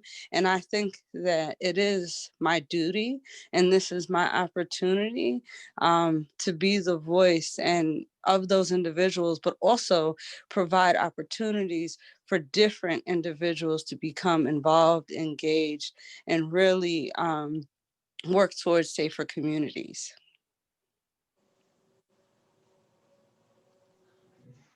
Thank you. Thank you for being here, Dr. Hardin, and great intro there. So my question for you today is, obviously we've seen a spike in violence in 2020. What changes or improvements would you like to see be made so that we can hopefully come to some resolution for some of these issues? Several. I mean, I think the obvious would be that there is a decrease in no violence, right? In our predominantly Black and Brown communities. I'd also like to see where there are community members involved who are not traditionally involved. And I don't want to assume that it's not, nor do I believe that it's not because that they don't want to be. I think that those of us who are active and have different relationships with people in the community, that it is, in my opinion and perspective, our job, and I consider myself a public servant, to really begin to get those individuals not just engaged, but serving their community in a capacity that makes where we live safer.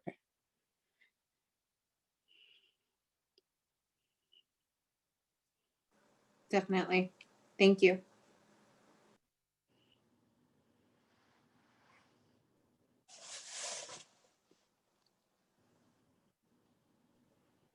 Councilmember Igo? Just following up on some of the resume. Doctor, thank you very much. You have quite the background working with people. I think that's what this task force is trying to do, bring people together and working. I think I just impressed with it, and I'm glad to see you apply it, to be honest with you. Thank you. Thank you.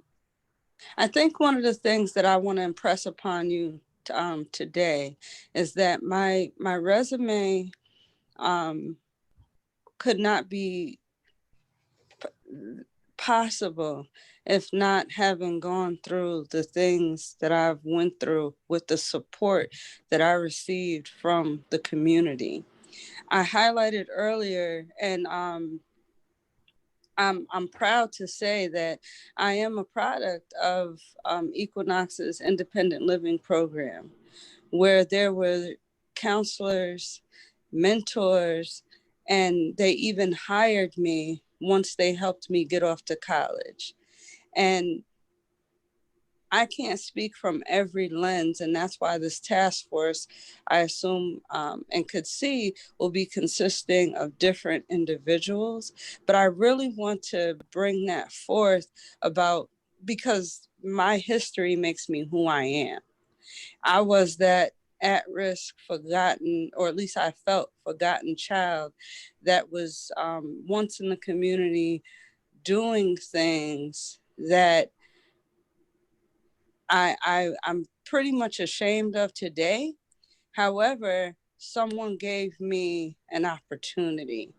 And not only did I take it, I found out who I was.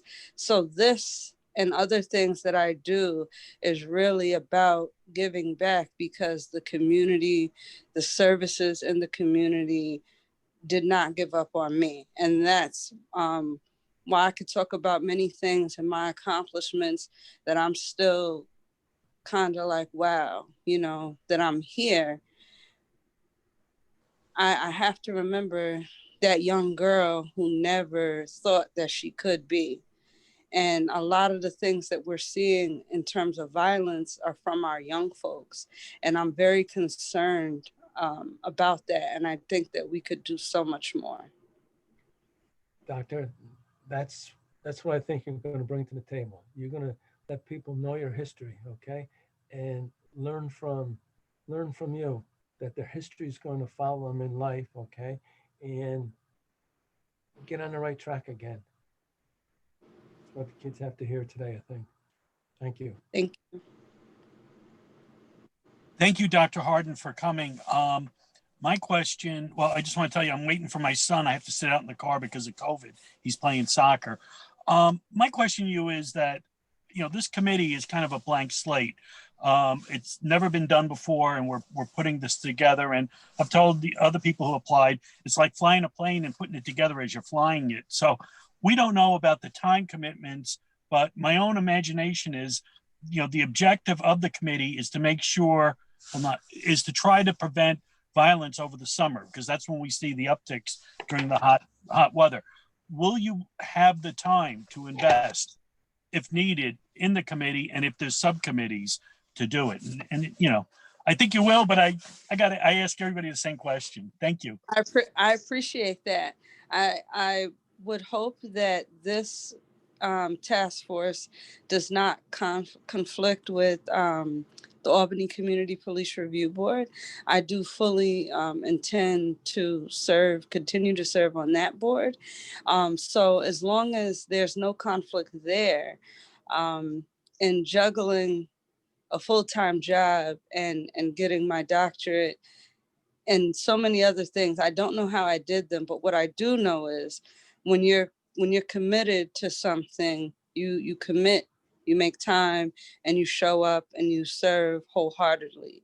So now that my schooling is over, I'm ready to be in school again with this task force, learning and growing to help see the change that or at least begin, because I think that this is a process and it's not going to be something that just happens and it's done.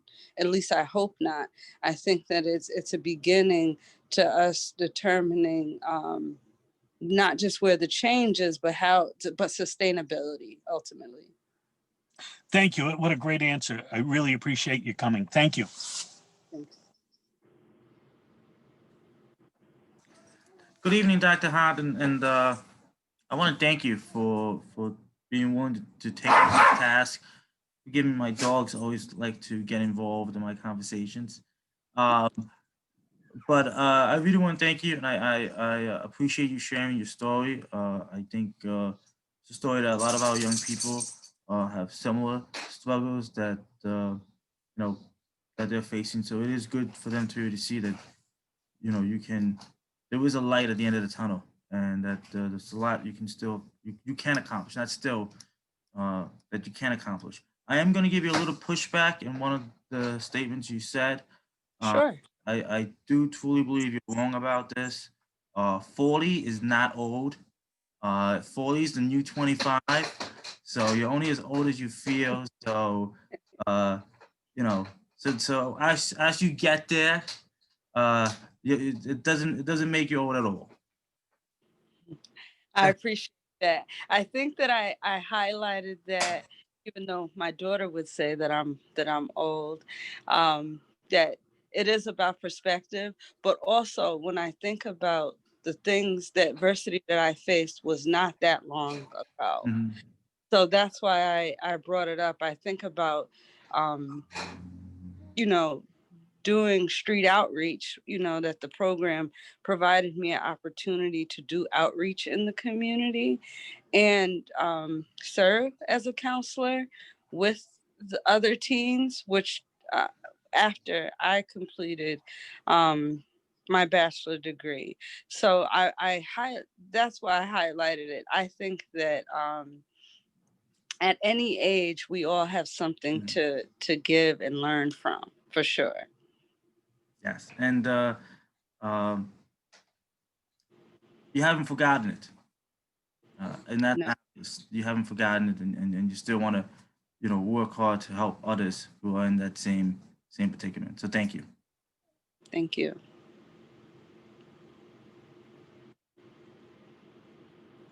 So my question to the candidates or applicants before you is about community engagement, but I happen to know a little bit about you, and I've worked with you over the years on a few initiatives, so I know you're engaged. Thank you for continually giving back. I'd say you're amazing because, again, these issues that we're dealing with, kids and young folks, there's a sense of hopelessness as a part of some of this, and you give people hope, and people need to know that there are people just like them or that have been through the same things that they're going through, that worked hard, made it through, and did something. So you're a shining example. So thank you for that. Thank you for your interest in being a part of this. And I would believe that Mr. Anani is chomping at the bit right now to get in there. You're still muted. Yes, thank you, Chair. Well, first, I just want to say thank you so much for your interest in serving on such an important task force. I'll tell you, this violence in the city of Albany is sobering. It's depressing. I mean, it's a lot, and you know, as elected officials, everyone, we all go home. It doesn't matter if it happened in the low wards or upper wards. I think about what could I be doing better, or what can my colleagues, or what can we all do better. And you know, I'm grateful to see individuals like yourself with talent and experience interested in such a board. My question is more so the violence in the city of Albany. Do you believe is government shortcoming, or is it personal responsibility? Wow, I think that's a loaded question, and I say that because it really depends on who you speak with. But I will, let me just say this. I don't want to say that it's one choice or the other, but I wouldn't say it's not without responsibility of the two that you framed it in. I think that this task force, and there's other things other good work going on in the city, which could really come together to really determine the different levels of where it's coming from, but it's not coming from one place. Councilman, I think that we could see a set of themes here, and that we could make some assumptions, but what we really need to get more into the heart of what it is. And I think we get in trouble sometimes if we assume what the issue is, because like we heard, and I think that you specifically said, when you think about, we could think about a new assumption that just happened from the police officer that said that Black communities or Black people are the worst race, right? That came from somewhere, a very nasty, negative perception and assumption. However, as a public servant that he is and that I am, that when we become those servants, it's up to us to continually be ready and learn and listen to all stakeholders involved so that we are not making those type of assumptions or singular assumptions. So I think I'd be interested. Yes, I do have my own view and opinions of what I think about different things, but I don't know if what I think holds true. I think it's a part of the problem, but we need to dig a little deeper. Thank you for your response.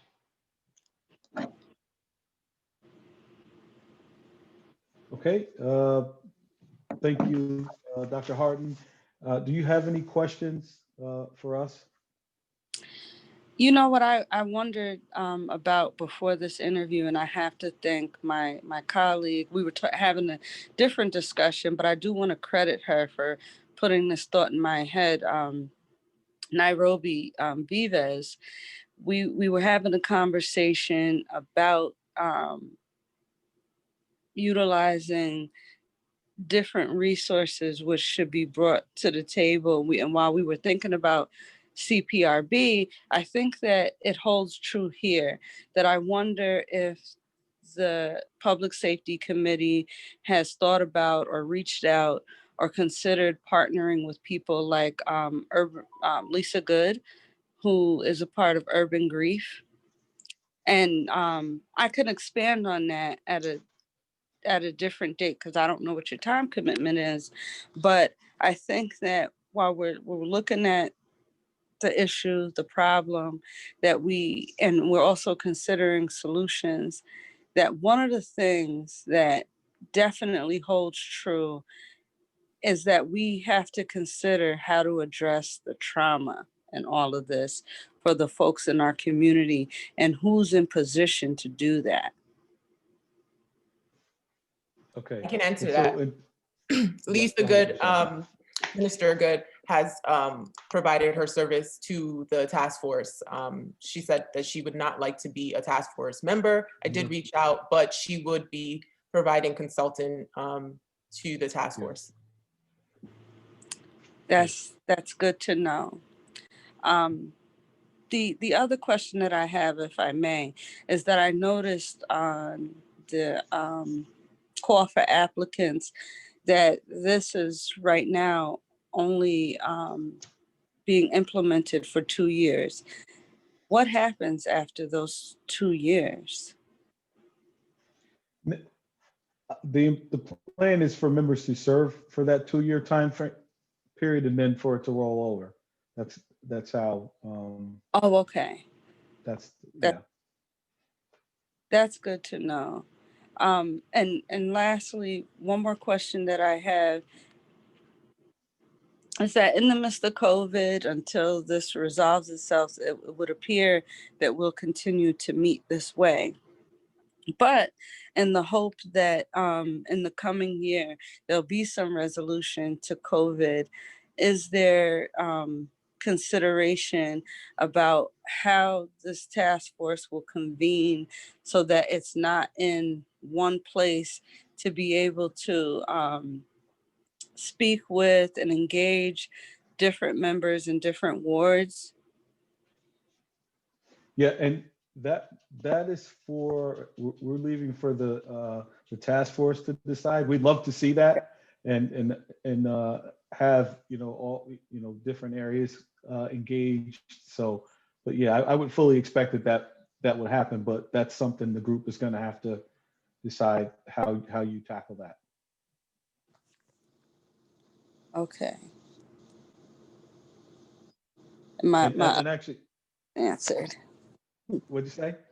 I said my other question was answered. I remembered it was in the task force description, but I was just going to comment that I think that having a diverse, different set of members, especially to include some young people, is important. Right, and that's our goal. We'd like to have that, and young people from the most affected areas that are actually living this and dealing with the issues, because they could inform this process as best as anyone. So, thank you. Thank you all very much for the opportunity. Doctor, if you know any youth, point it out to them. We're looking for youths to apply. Okay, so Yeah. I understood the application process may have closed, but if there is a young person interested, they could still apply. Yeah. I think because we don't have any youth yet, right? Yeah, Chairman? right. I don't at this point. I don't believe we do. And also remember, this is a public process. The meetings will be public, so I fully expect the community to be engaged in this. You know, both members and of the task force and non-members, because again, we have to do this together. We got to bring everyone together to kind of work through this. So, but right now, if you have young folks that want to get involved, can you bring them to mine, Michelle's attention? And also, you mentioned your research and talking to people. So I'm assuming that you have a, if not a wealth, certainly a good bit of knowledge about these issues and the stuff that's going on. That would inform the process also, because we need to get together and talk through these issues. And I'm happy to say that the applicants up until you offered, non-police, non-law enforcement options or approaches to fixing this, because it's real easy to think about it as a law enforcement thing. So I'm happy about that. So anyone you can bring to the table at this point, please do. Just me and you can talk offline about that. Sure. Yeah, I think about there are a few individuals that I think about that are also even closer to the youth that let's follow up, Councilman. Okay, because we need those voices. So thank you. Our next person I think is waiting, but this was nice. Thank you very much. Thank you so much. Have a good night, everyone. Okay. Have a good night. Thank you again. Thanks.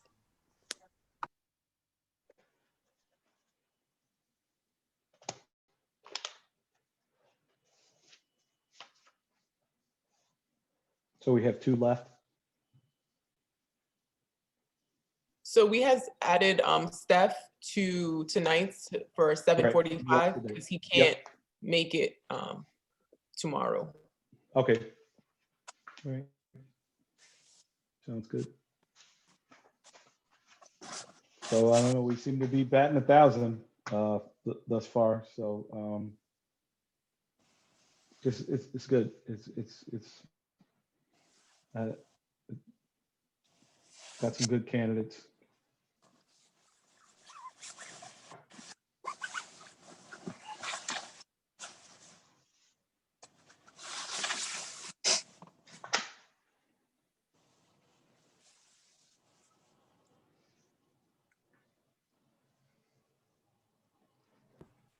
Is that 7:15 here? Who's coming up next? Is it Seth Reichberg? Is it Melanie Harkness? Yes, she's here. 1 second, let me let her in.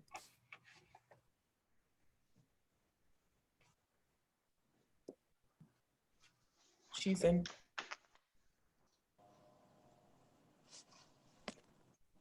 Hello, good evening, Ms. Harkness. I'm Kelly Kimbrough, Chairman of the Public Safety Committee for the Council. Thank you for your interest in the Violence Prevention Task Force. We will have you do an intro and let us know why you want to be a part of the task force. And then we'll have council members ask questions, okay? So with that, I will turn it over to you. You just have to unmute yourself. Hello. Hello. Hi, everyone. I'm Melody Harkness. I am your local diversity consultant. I own Harkness Consulting Solutions, and what we do is offer organizational assessments and provide guidance in the area of diversity, equity, and inclusion initiatives and projects. My background is mainly in public interest and project management, working for legal services organizations. Community development has been a close passion of mine. And on the personal front, I applied for this position because I actually lost a brother due to gun violence like 11 years ago. And I've kind of made it my own personal mission to try to be more involved, raise awareness, and advocate in that realm. So I feel like 2020 has been my year of transition. I did start my company this year, and I also more recently accepted a position at the law school to be their program manager of the Albany Community Police Review Board. So I'm trying to shift my career and both personally and professionally in this area, and kind of move from like civil litigation and advocacy, more hands-on with clients, to more community-centered work in the area of racial justice.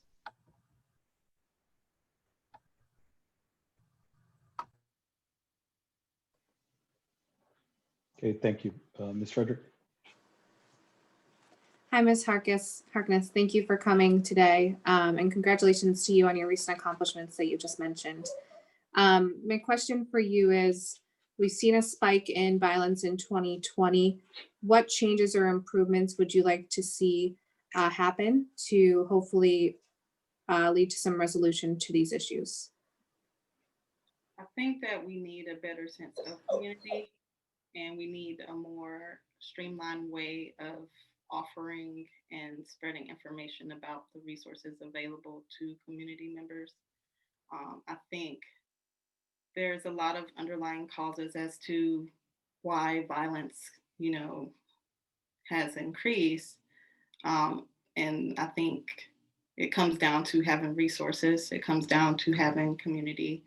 So I think I would like to see a more community-centered approach, beyond just like the political, legislative type of things that are happening right now. I think that we really have to be very hands-on with the community and actually get the community input in a way that makes the community actually feel like we're being transparent, and that we are actually hearing them, and that we are valuing their voices and opinions.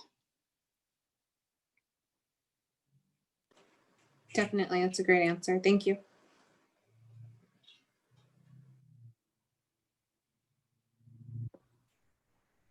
Good evening, Melody. Thank you for applying for this, and I'm sorry for the loss of your brother. I'm sure it's going to be very impactful in your working on this committee. You mentioned outside the political process. Do you think this is the right forum as Public Safety Committee? Do you think it's too political, being 5 council members? And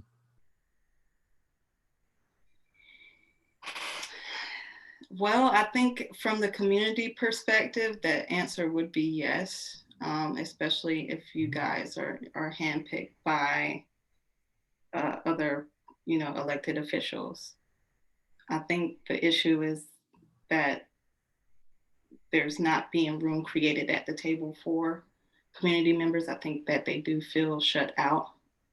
So, I mean, me personally, I don't know, but I think listening to the community and knowing a little bit about, what the community thinks about the current climate in the area. thank you. I mean, we're trying to get more people from the community involved, and I don't want to be looked at, well, here's another common council thing, because it's not really that. It's just it had to start someplace and go from there. So just so you know that, and if you talk to anybody about it, that's our intent, you know. That's not political at all. It should not be. Thank you. No problem. Hi, Ms. Harkness. My name's Tom Hoey. I'm on the council. Yeah, I'm waiting for my son to finish playing soccer, so that's why I'm out in the car for most of this meeting. This committee is kind of new. It's a new concept, and you know, it's going to be a blank slate. And I've told the other applicants, it's sort of like flying a plane and putting it together as you're flying it. So we don't know what the time commitment's going to be, but myself, I can imagine right before the summer, we're going to really need to, the committee's really going to need to meet a lot and come up with ideas to prevent violence over the summer. Will you be able to put the time in, if needed, for the committee and maybe subcommittees, committees out of it? I was just wondering how you feel about that. Time management is a strength of mine. So I think so long as it's like something I can put on my schedule that's not a last minute notice, then it should work just fine. Okay, thank you so much.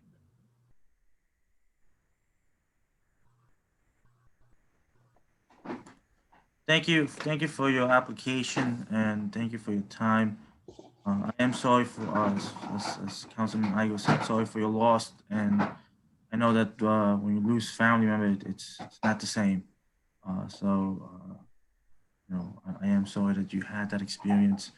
I am grateful that you're willing to take that pain and that loss and sadness to do something positive with it, to try to make it so other people don't feel that same pain in the future. So I appreciate that you're here. My question is a simple one. How do you work with individuals that you may not always agree with? We are looking to put a group together of individuals from different perspectives, different backgrounds, different skill sets, and you know, when you do something like that, everybody may not have the same background, but everyone at the table has something to offer that others, you know, may not always see right at first. So how do you deal with you know, working with individuals you may not normally agree with? Well, for me, I listen with the intent to understand versus just trying to make whatever point I need to make or make myself right or debate someone. So that's I think what works best with me. And being a diversity consultant, I have to do this with other groups, with other businesses and their employees, and facilitate a conversation, remain impartial, and make sure everyone's voice is heard as the facilitator. So for me, I try to conduct myself in that way as well, where even if there is something I don't disagree with, I mean, I can articulate that, but there shouldn't be any issues stemming from it. Thank you.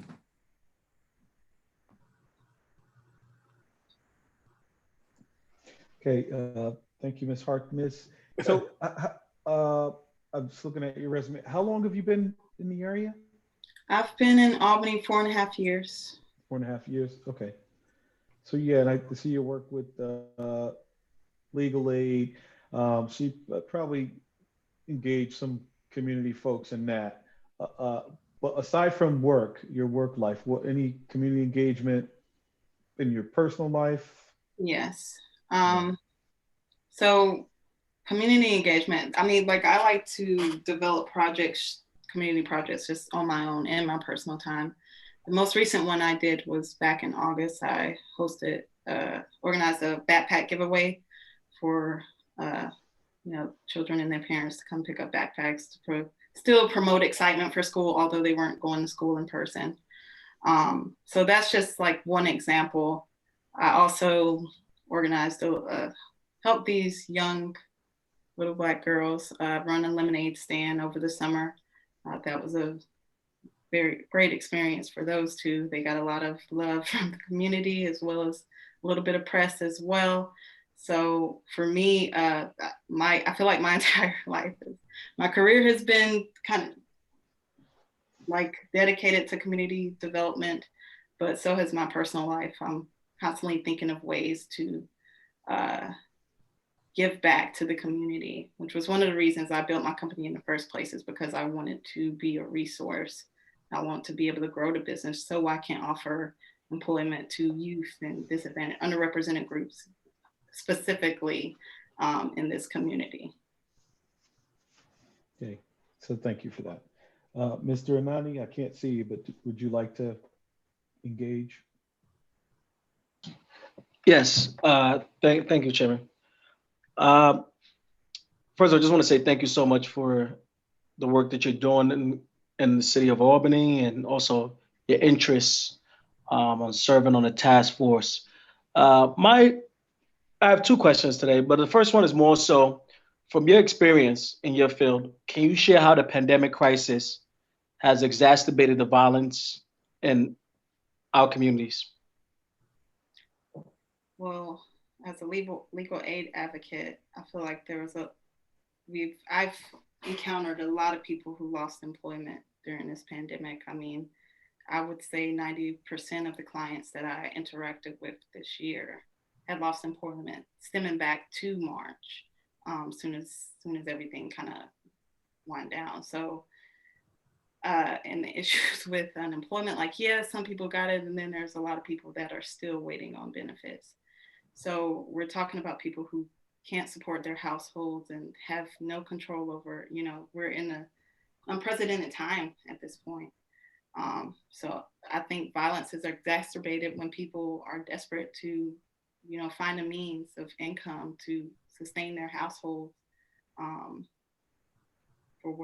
so I think, yeah, and that's why I think there needs to be more information and resources dispersed throughout the community so we can figure out a way to support each other during these times of crisis, and everyone doesn't have to feel like they have the need to take it to the streets in order to be able to feed their families or support their families in some capacity.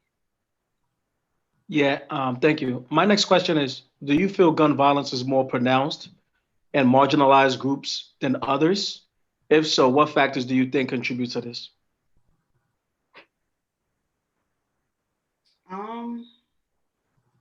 I mean, what does the data say, right?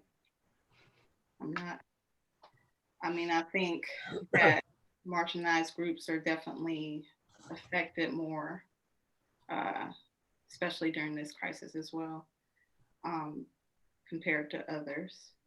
So it is likely that that could be the case. Thank you.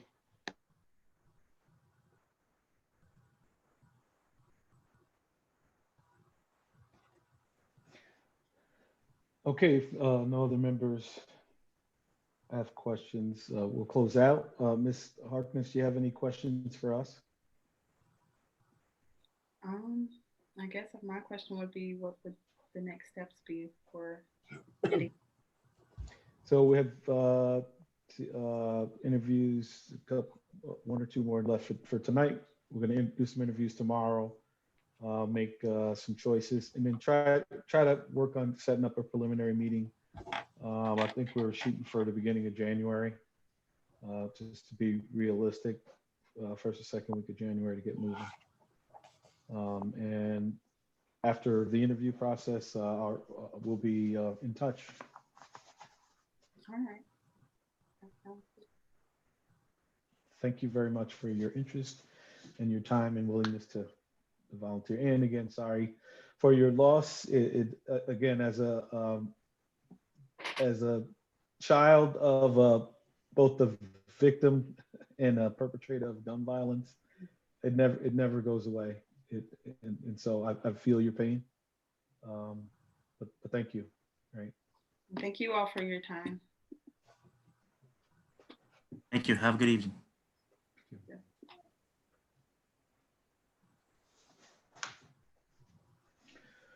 Okay, so we got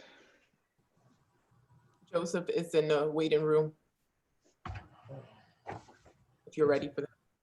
Yeah, we may as well just keep it rolling. I made the mistake of reading this gentleman's resume and then just printing out the cover letter. It's, I don't know. It makes you think. Wait do you hear it? Those 3 brothers and a niece. He has something to talk about. Yeah. No, he reached out to me early on, and I actually suggested that he apply. Yeah. Back in the summertime. He could give some people an education. Yeah.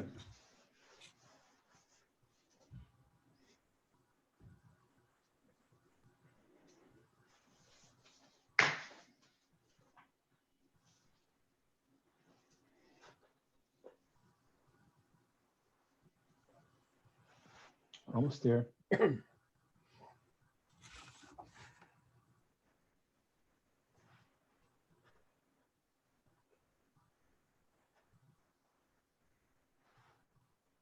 Mr. Joseph, are you there?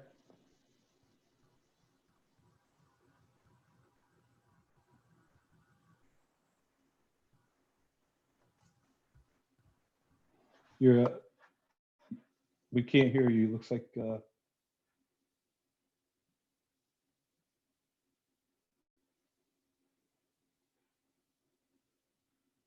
you speaking?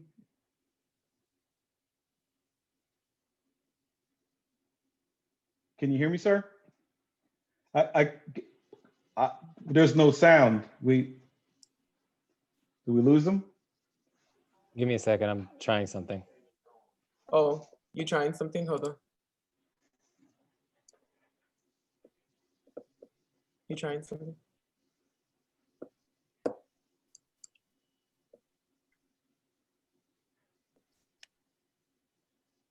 We see you, Mr. Joseph. We just can't. Mr. Joseph, you have to give your computer or device authority for the sound. Let me.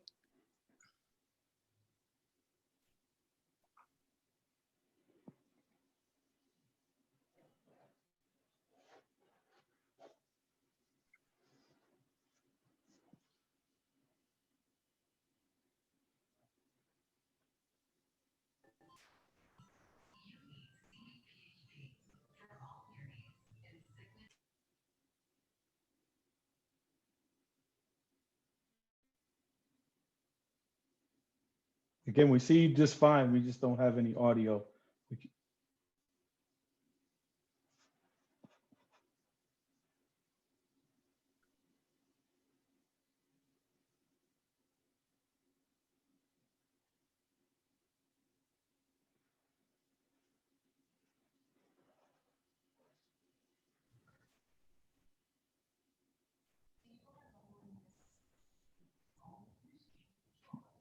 Is there anything you can do, Mr. Pichardo? Can we have him call in?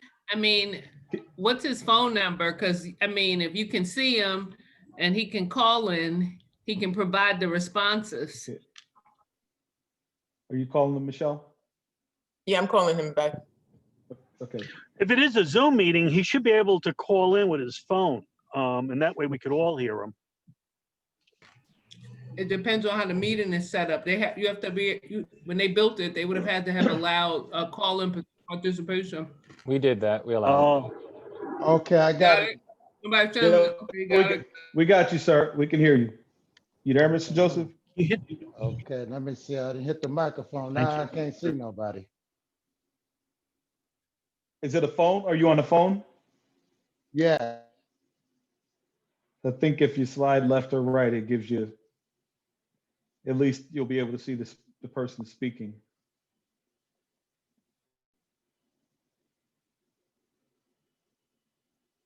You got to unmute yourself. Okay. Okay, so you're good. Can you see me or no? I can see you perfect. Okay, all right. So I'm Kelly Kimbrough, Chair of the Public Safety Committee for the council. Thank you for your interest in being a part of and joining the Violence Task Force. Just looking at your history, resume, and you sent me a letter back a couple months back. Reading your story, it's compelling, and you seem to be just the kind of person that we need to be a part of these discussions, working on this task force. So what I'll do is I will. Are you frozen? No, I'm just looking here, looking okay. at you. You got that still thing down. I thought you were frozen. But so what I'll do now is I'll have you just kind of introduce yourself and tell us why you want to be on the task force. And then after that, I'll have council members ask you questions. So just I'm going to turn it over to you and mute myself. Okay, my name is Donnell Joseph. My life has been spent, doing what I want to help do. I come from South Central Los Angeles. And since I was 4 years old, I was involved, my history of gangs began. My mentor in gangs was the leader of a gang called the Gladiators, who taught me at the age of 4 years old. I'm one of the original members and leaders of the Los Angeles gang situation out there. I've lost a lot of brothers. I lost a lot of friends. I don't want to see other families have to suffer like I have suffered. I know I can make a difference because what we're trying to do, I am one of those people. I have been one of those. I am a survivor, and I want other people to survive. I know how it is in prison. I know the problems. You can ask me some questions about gangs and I'll give you an answer. And I know I can make a difference. And I'm not just trying to do this now. I've been trying to do this even when I was in prison. I've met you before. I've been to City Hall. I've talked. I've been trying my best to help, because every time I hear of a young man or a young woman or anybody is violence in the streets, I feel guilty. I've suffered because I know I should have did something. And I have been trying. I have been going to churches. I have been talking on street corners. I have been talking to places people wouldn't even talk. I've walked in some churches almost frozen to death, just because I want to help somebody, not to get any glory or nothing out of here, but I know I can do it because this is my life. If I get the opportunity, we can make a difference here in Albany. And I hope it would travel around this country, because this violence has to stop. Okay, so thank you, sir. I mean, you have a lot to offer, so we'll start having the council members ask you questions. If you want us to see you, you kind of got your hand partially over the camera, so we can't see you. But we'll go to the next council member, Ms. Frederick, for your question.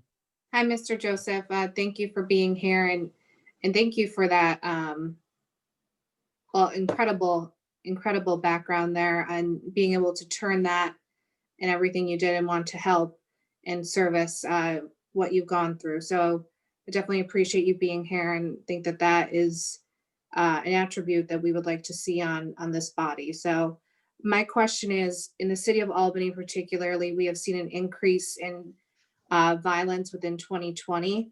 What changes or improvements would you like to see happen in the coming years to hopefully mitigate what we're seeing? We have to eradicate the appeal to what brings the violence.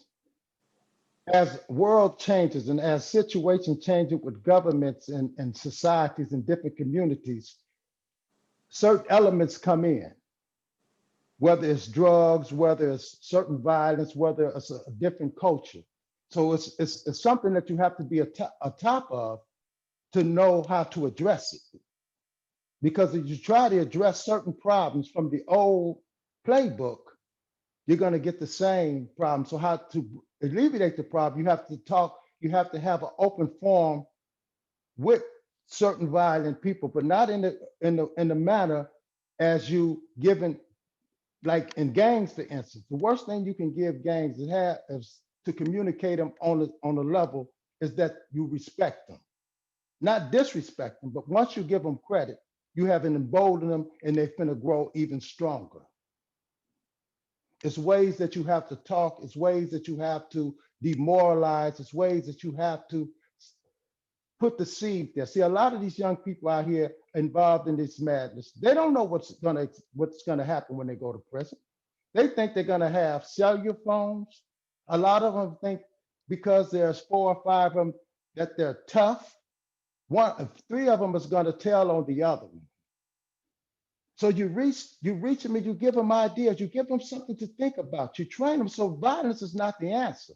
That does not prove your manhood. If this is all you taught to prove your manhood, this is what you're gonna think. And this is what you're gonna do until you get caught up. And then you're in a whole different world then. And they don't see that world until they end up in that world. And this is what I want to help stop. Not to lock them up, but to prevent them from going to jail, to be productive members, to understand the race of life that they're in, to get their bank accounts and to establish, for their families, to understand what life is about and not just, what's going on, see that the stores here, how the history, you have, speaking of African Americans and other races, you have over 20 generations of free people in Albany, but yet still, when you look at the wealth, when you look at the land, when you look at who owns the property value, something is wrong. So we have to teach them. You don't heal nobody unless you teach and learn along with them. There cannot be a secular society. It has to be all of us involved. I don't have the answer. I have only a part of the solution to this problem.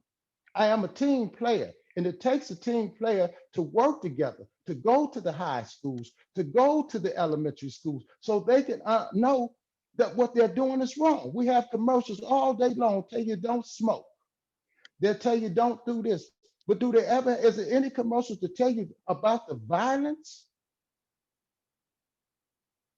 There's mothers are crying every day. And I tell you, that's one of the saddest things that you'll want to hear in life, when a mother first hear her son or her daughter then got killed. And I never want to hear that.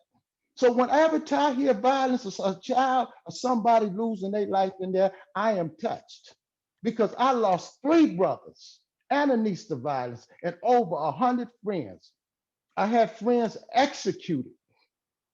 So I know how it feels to lose, and I knew the path. One of my friends was working hard because he knew what he could do, and he tried to.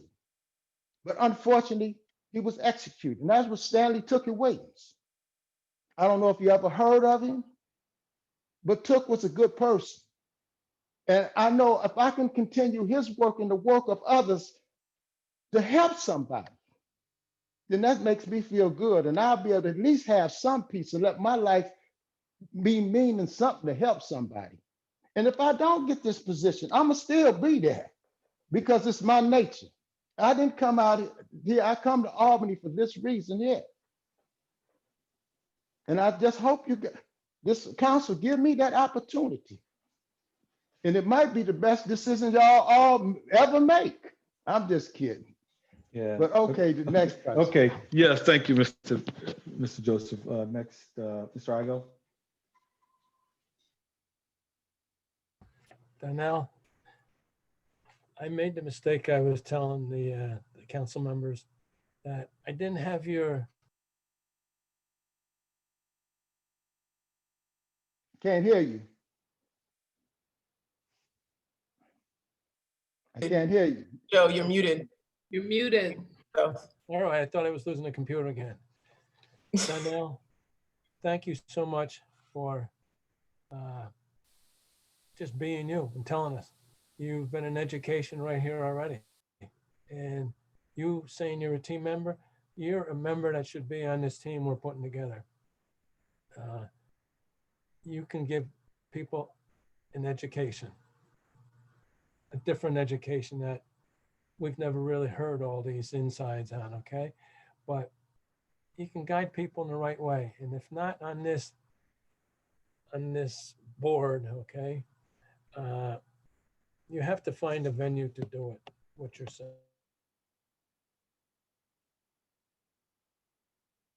You muted again. Yeah, You Joe. muted yourself. Joe, you muted yourself again. If you touch the space bar, it can. Yeah. It's a piece of paper. Shouldn't have put so many staples in it. What I was saying is, you're going to be a good fit on this task force, I believe. And not only on this, I think you can contribute to this city, to youth, okay? And just continue, follow your heart where you're at right now. I thank you for doing this. Thank you. Welcome. Hi, Mr. Joseph. I just got in. I was driving. I was listening to you. I didn't see your video till now. I'm back in my house. My son is 13, and he was sitting in the car. I was driving him home from soccer, and he heard you, and he said to me, "Dad, this guy is fantastic." So I just want to let you know, you impressed my son, and that's a good thing. And that's why we definitely need somebody like you on this task force. So thank you for applying. I do have to ask you a question though, because I asked everybody the same question, so we get like a fair, feedback from everybody. This committee is relatively new. We haven't done this before, and I've told everybody else it's like flying a plane and putting it together at the same time. We don't know what the time commitment's going to be, but we do have an objective of trying to stop the violence over the summer. So in my own imagination, the spring is going to be really heavy with meetings and maybe subcommittees. Do you have the time to commit? And I think I know the answer, but I'd just like to hear it. Thank you. Yes, I have the time. This is what I want to do. This is my life here. This is opportunity. This is what I want to do. Okay. Thank you so much. You're welcome.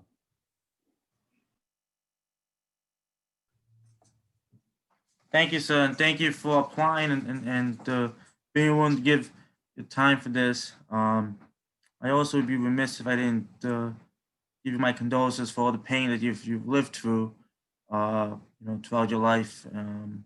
But like I said before, I think it's honorable that you're taking this pain and these experiences and you're looking to do something positive to make sure others don't feel that pain as well. So thank you for that.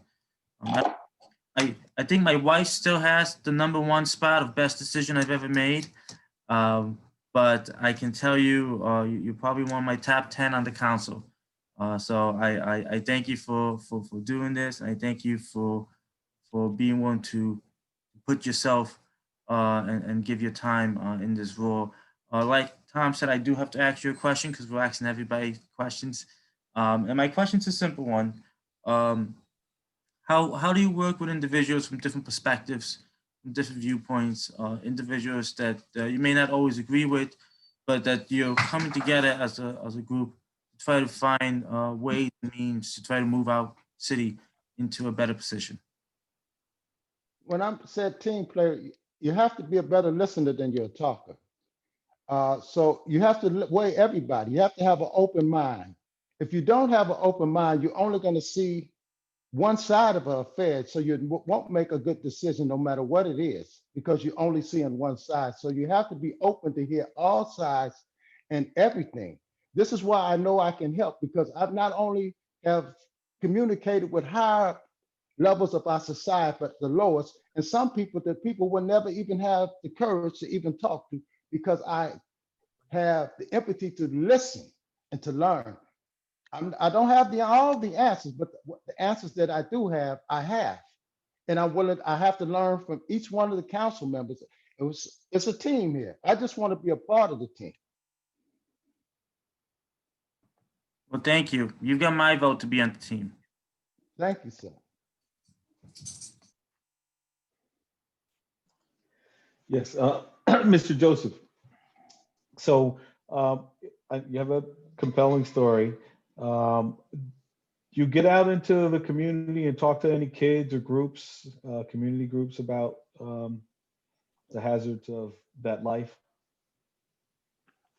I talk to everybody about it. My life is an open book, because I don't want nothing. I want to use my life so nobody else can live the life that I've lived. So it's not something that I'm used for. It's not a life that I glamorize, you know. It's a life that has a lot of sadness and it's a lot of pain. And I want to contribute so families don't have to suffer that pain. So families, right now when I see young men, 19, 13, 14, I see youth that when I was young, they died at that age. When I see young men at your age, I see faces that I seen youth, they would probably look like him if they were still living. Why was I so lucky? I have an obligation to give back for all the lives that's been lost. I have an obligation for that. I have an obligation to the people in prison because I've been to prison. If I come out here and don't stop other ones from going back to prison and going into prison, then hey, my life has been a total failure. We want to stop them from going to prison. We want to stop them from hurting each other. If they want to compete with each other, compete on cars, compete on trees you grow in your yard, compete on something that gives life. These youngsters, and everybody has to learn that you're supposed to give back to the world more than what you brought into it. Contribute. Know and take pride in your neighborhood. My neighborhood was a good neighborhood before the violence came. Just yesterday, I was talking to one of my homeboys we had a little thing, we used to call ourselves the 60th Street Raiders. Now, every one of the Raiders was able to escape the gang violence that I unfortunately went through. They was judges, doctors. They all had education, but I got caught up in the gangs. The councilman said about his 13 years. I was 13 when I first get in all this, when this all was started. A Boy Scout. My life didn't travel here. I knew gangs. I was being educated. I was never supposed to get involved in it. Yes, I can help. Yes, I can help, and yes, I will help. And whatever meeting it takes, however long it takes, this is what I want to do. I have 100% commitment to this, to everything concerning this violence. This is Donnell. This is what I want to do. I can't express it more than what I'm expressing now. Thank you, sir. I can see and hear your passion. I do. Thank you for your interest. Got one last council member to ask questions.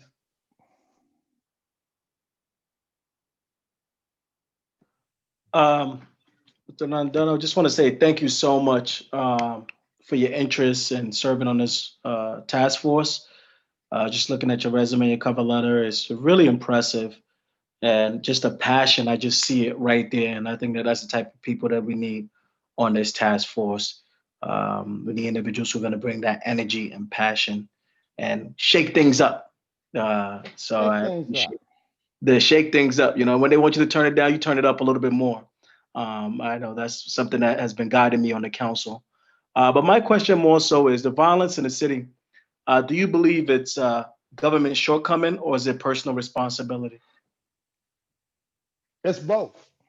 Yeah. It's a little bit of, everybody has a part of this. The schools, you know where the Crips started at? In a high school. In a high school.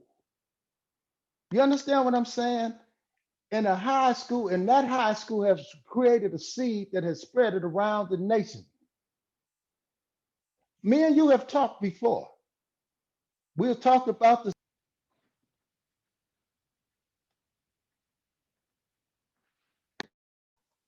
Mr. Joseph, you muted yourself. We can't hear you. You're muted. We can't hear you, Mr. Joseph. There we go. You're back on. Okay.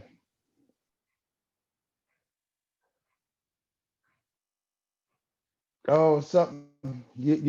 I saw some fire and some passion in there. We missed it. Did you want to finish your thought? I think the last thing you said is that we met before. And Yes. And you're yes, we meeting have. again in March. Yep. So, okay, all right. So Thank you, done with the boy. question? Yep, okay. And we So- met too. Yeah, yes, sir. So this is the end of our questioning. Do you have any questions for us? When do we start? I knew that. I started to put that out there before you asked. We're looking at conducting interviews today and tomorrow, and making some choices, selections, and then hopefully realistically, second week of January. Or you'll hear from us before then, but probably no sooner than the second week of January for getting started and trying to work on an initial meeting. So, but thank you for your interest and your passion. You're welcome, sir. Okay. So thank you, sir. Thank you. Okay. Have a good evening. Okay. Okay. Okay. All right. Bye, everybody. Okay. Thank you. Have a good night. Bye.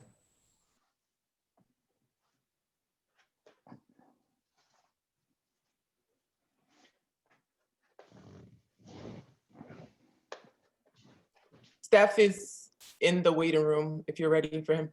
Yeah, we may as well. Yep, just go right to it. Now, wait, this is December 10th. His So- resume was in yesterday's email. Right, no, I Seth Rigberg, right?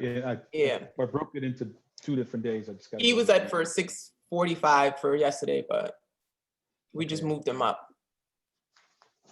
Okay, good. Rendell, psychologist. What's the name we're looking for? Seth Rigberg. Oh, yeah, I have that one. Okay, Yeah. thank you.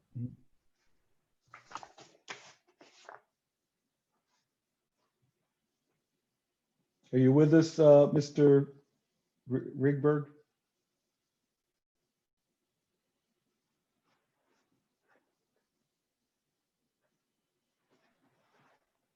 Hello, Seth? Yeah, here we go. Sorry, it just started coming on.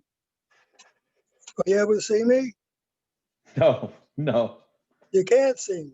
Are you able to hear me? Oh, yeah, we can hear you. All right, hold on. Let me try to get this video working. It's working. Okay. There You we need a go, sir. light, is what it was. Yep. It we see seems you. to be all right. Yeah, we're good. We're good. So Okay. are you situated or?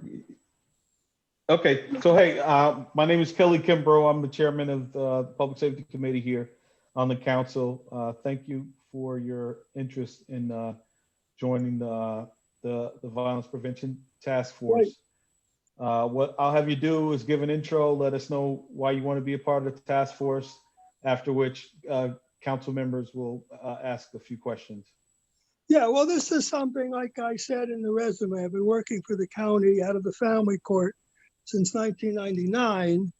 And part of the work I do is evaluating kids who are juvenile offenders, well, now juvenile offenders, delinquents, and PINS kids. And I've been concerned about this for a long time because there are too many kids who are throwaway kids.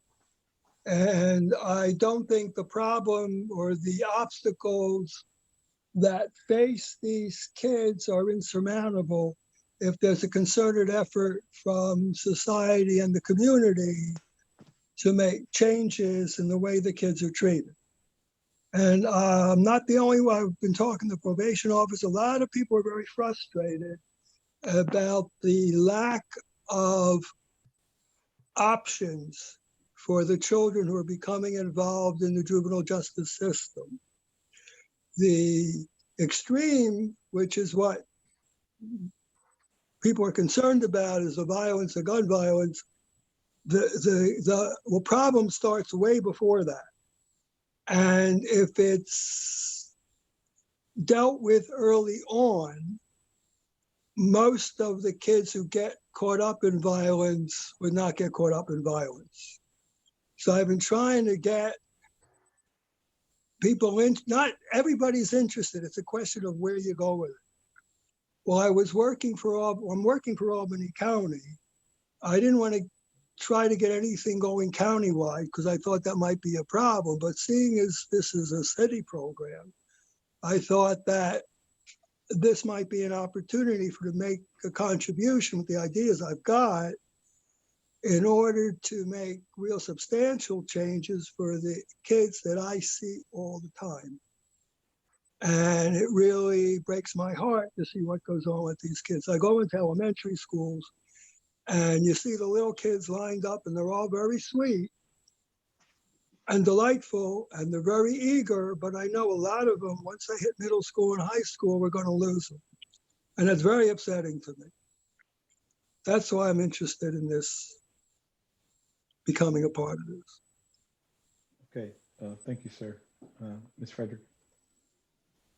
Thank you, Mr. Rigberg. My question for you is, we've seen an increase in violence in year 2020.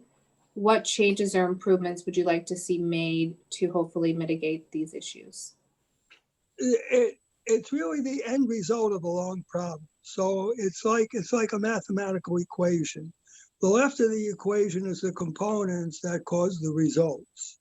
The problem with coming in on the right side of the equation is that, in a sense, it's already too late. However, what needs to be done, the kids get involved with violence because it's exciting. It's like a video game for them. And there needs to be substitutes for them that are just as exciting as going on the streets, getting involved in violence, having the cops chase them, having their parents yell at them. That's an adrenaline high for these kids, especially when they all swarm, when they have their friends and they're all together, or they get caught up in the feuds. It's an adrenaline high. So we've got to find something that can be as exciting for these kids in a positive way, so they're not enticed into violence. So it's still an issue of putting resources in the community that are not there. Kids get excited about their rap music, about writing poetry, about acting, about all sorts of things besides sports. A lot of kids don't want to get into sports. It requires too much discipline. But the opportunities that make life exciting for middle-class kids, the kids in Guilderland or Delmar or whatever, need to be introduced to inner city Albany kids so that they find other ways to be excited besides being attracted to violence. So I know with the SNUG program, they stopped the retribution and this and that and the feuding. That's fine, but then the kids need something to do with themselves. So what are they going to do? We have to give the kids something to do. It becomes it's a habit. It's really an addiction with the violence, and you have to substitute one habit with another habit. So we need to create alternatives for them, so they have outlets for their energy, and they're feeling that they can be and do something without turning to violence in order to express that. I don't find it an easy answer. I know the SNUG program works, and you're familiar with the medical model of violence, but you need to be able to find a substitute for what the kids are doing. And that, I think, is the challenge.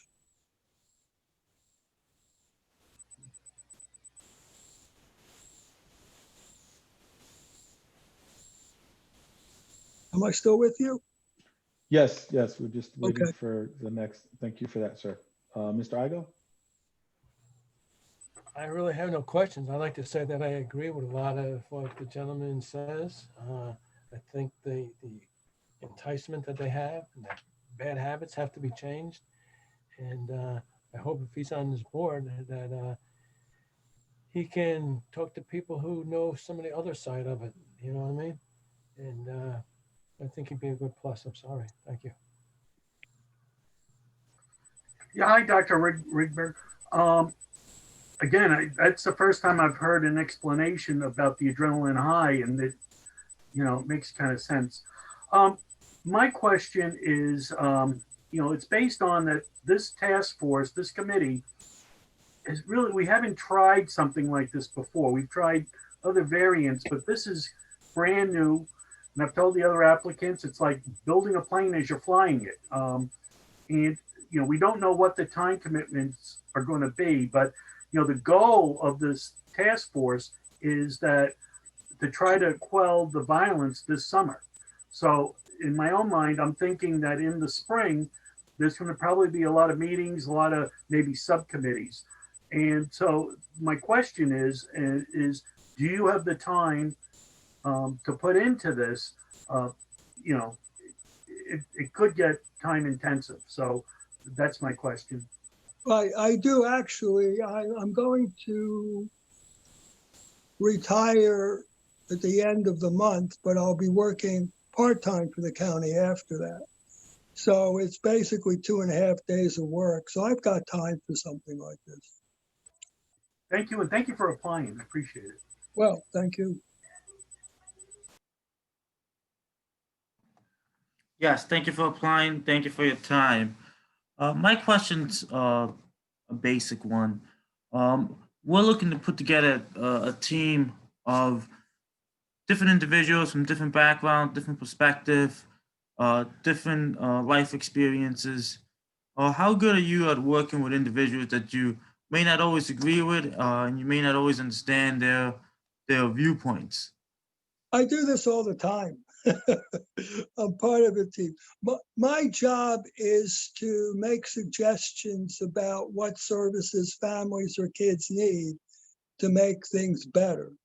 So I rely on caseworkers, various service providers, teachers, mental health professionals. I kind of coordinate all that. When things get stuck, I try to see what the problems are to push it along. I've always, if you work with kids, you're always working as part of a group, a community of other people involved. So yeah, I'm very used to that.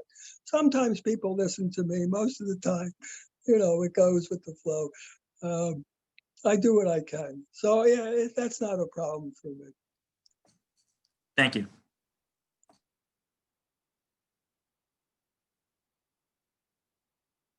If you're still, whether you take me or not, it doesn't matter. But you might. I mean, it matters to me. But I'm saying this anyway. That there's the only African American probation officer with kids, the juvenile probation officer, would be very helpful for your committee. He's a big guy. He gets on the streets. He's not afraid of messing it up with the kids, and he really knows what's happening. He knows all the families, all the problem families. You might be interested in, that as well. I mean, him as well, or whatever. I don't know how many members you want, but he's a good resource. He would be. And I had talked to him a while ago, and he's interested in trying to get involved. We just didn't know what to do. So that's just something to think about. Can you give us his name? Or Yeah. It's Vincent Lewis. Yeah, I went to. He's a SUNY grad. Okay. I went to school with him, so I'm quite familiar with him. So, sir, thank you. It does matter for us to have. We need a well-rounded group, a lot of different viewpoints, education. We need diversity in this group, and that. I mean, there's also you would add to it. You would add to it. So what my question is, you're engaging some of these communities in your work. Do you do it in your personal life? Do you have any interaction with any of the groups that we're talking about or looking to impact in your non-professional life? I don't have time, actually. I've got a daughter who lives nearby with two little kids. Her husband works. It's just not enough time. I also have other jobs. I mean, I've always done at least, with 2.5 other jobs. So I don't have time. I put it all in my work. But now that I'm retiring and working part-time, I can get involved. Right, and not that it's a bad thing. It's just a question I've been asking No, everyone. it's just really, it's just time. It's just a time factor.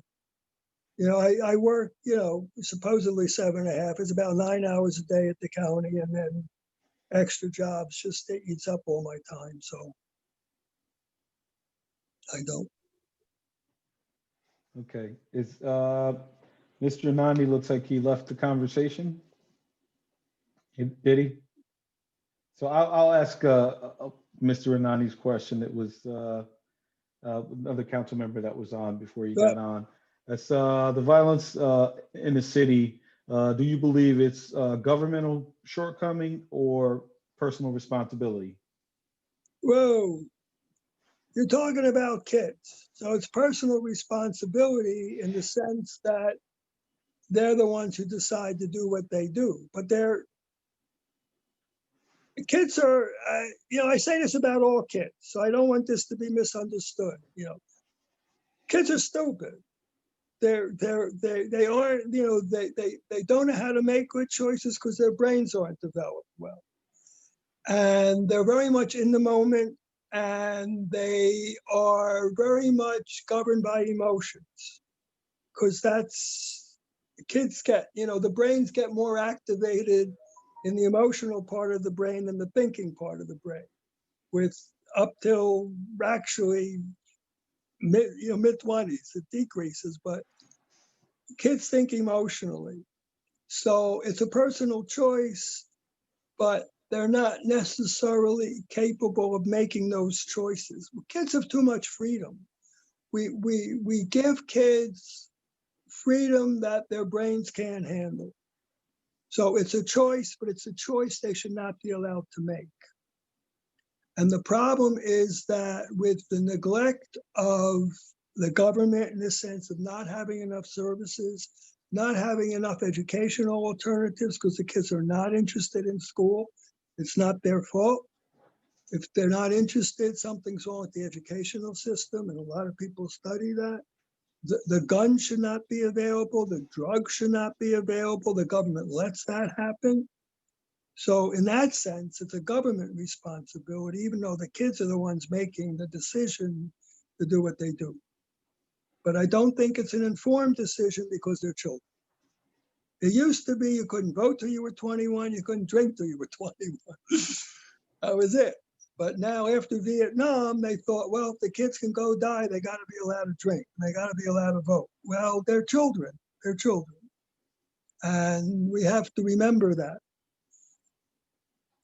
Yeah. So yes, I think it's, you know, the fault of the government, in a sense, or us, the taxpayers, not to want to fund programs for children.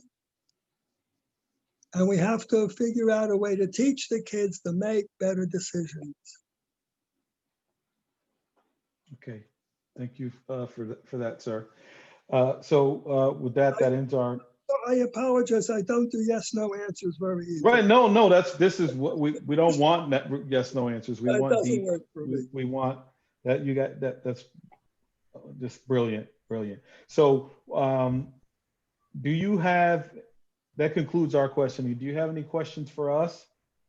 Not really, no. I'm just interested. Okay. Well, yeah, one, how much support are you getting from the mayor and the mayor's office and the legislature? Or is there actually, you know, going to be an effort to ask the governor for more funding for programs? Or is it just, I don't mean this in a derogatory sense, is it just being, you know, so everybody feels good, as if something's being done? I don't mean you guys, but, you know, the politicians who determine that they want this. Is it actually, you know, going to, you know, to come to something? So for our end, in this is our effort. We're responsible for the city. We're the legislators of the city. We're dealing with this violence. We have a responsibility to the citizens of the city, and so this is our effort to do something better. Could some funding come down the line? Maybe. But however, as a part of our equity agenda, which this Violence Prevention Task Force is, there is funding associated with, there will be. We don't have an amount yet because this thing, we're building it as we go. So we don't know what we're going to need. So we didn't want to get ahead of ourselves, but there will be a dedicated budget line in the city of Albany's budget for the Violence Prevention Task Force. Well, that's good. I always enjoy talking about these things anyway to get ideas. It's better though if we can actually make changes. Yeah, absolutely. That always requires money, unfortunately. It just does. So thank you for your time, sir. Thank you. I had a good time here talking to you guys. Good talking to you. Okay, thank you. Have a good night. Bye-bye. Thank you, sir. Thank you. Bye. Thank you. Good night.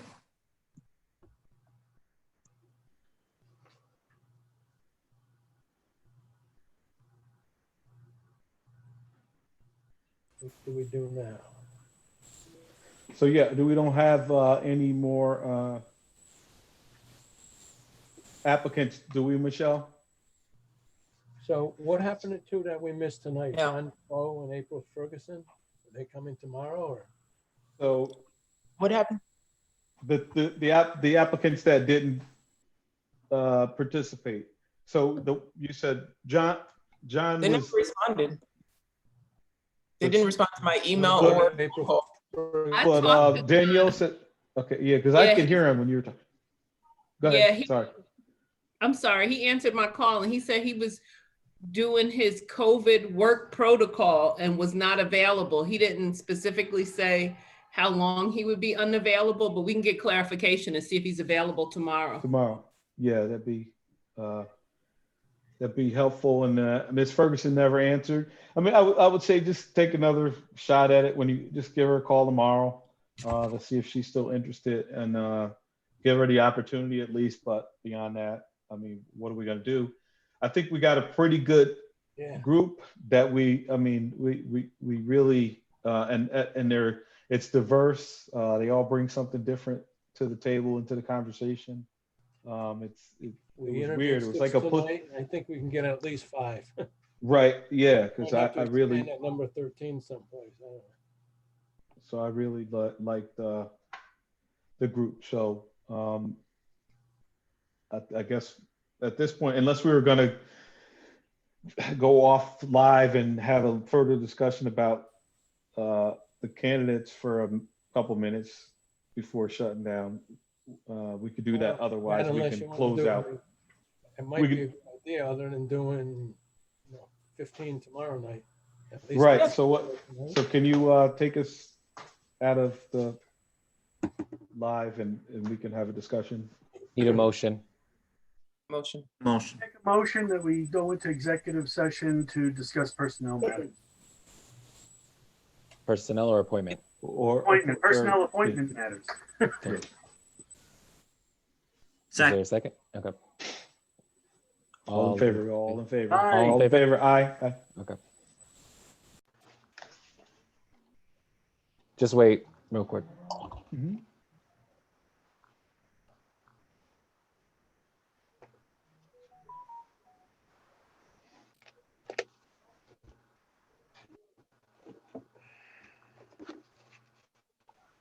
Sorry, the prompt to log into Zoom to Facebook takes a while.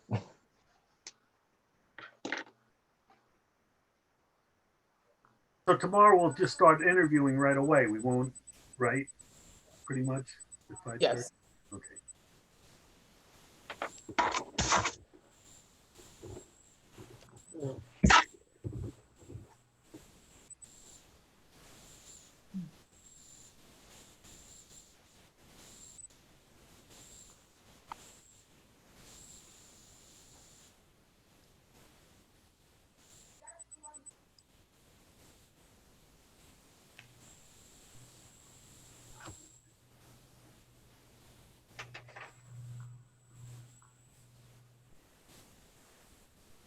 All right, you're good to go. Okay, thank you. We're back in our public safety meeting from our executive session discussing the applicants to the Violence Prevention Task Force. And it was a good meeting, had some good applicants. Look forward to doing this with you all tomorrow. So if no one has any other questions or comments, I'd like motion to adjourn. Motion to adjourn. Second. Good night, everybody. Have a good one. Good night, everybody. Okay. Thank Have a you. good night, All right. everybody. See you tomorrow night. See you guys tomorrow.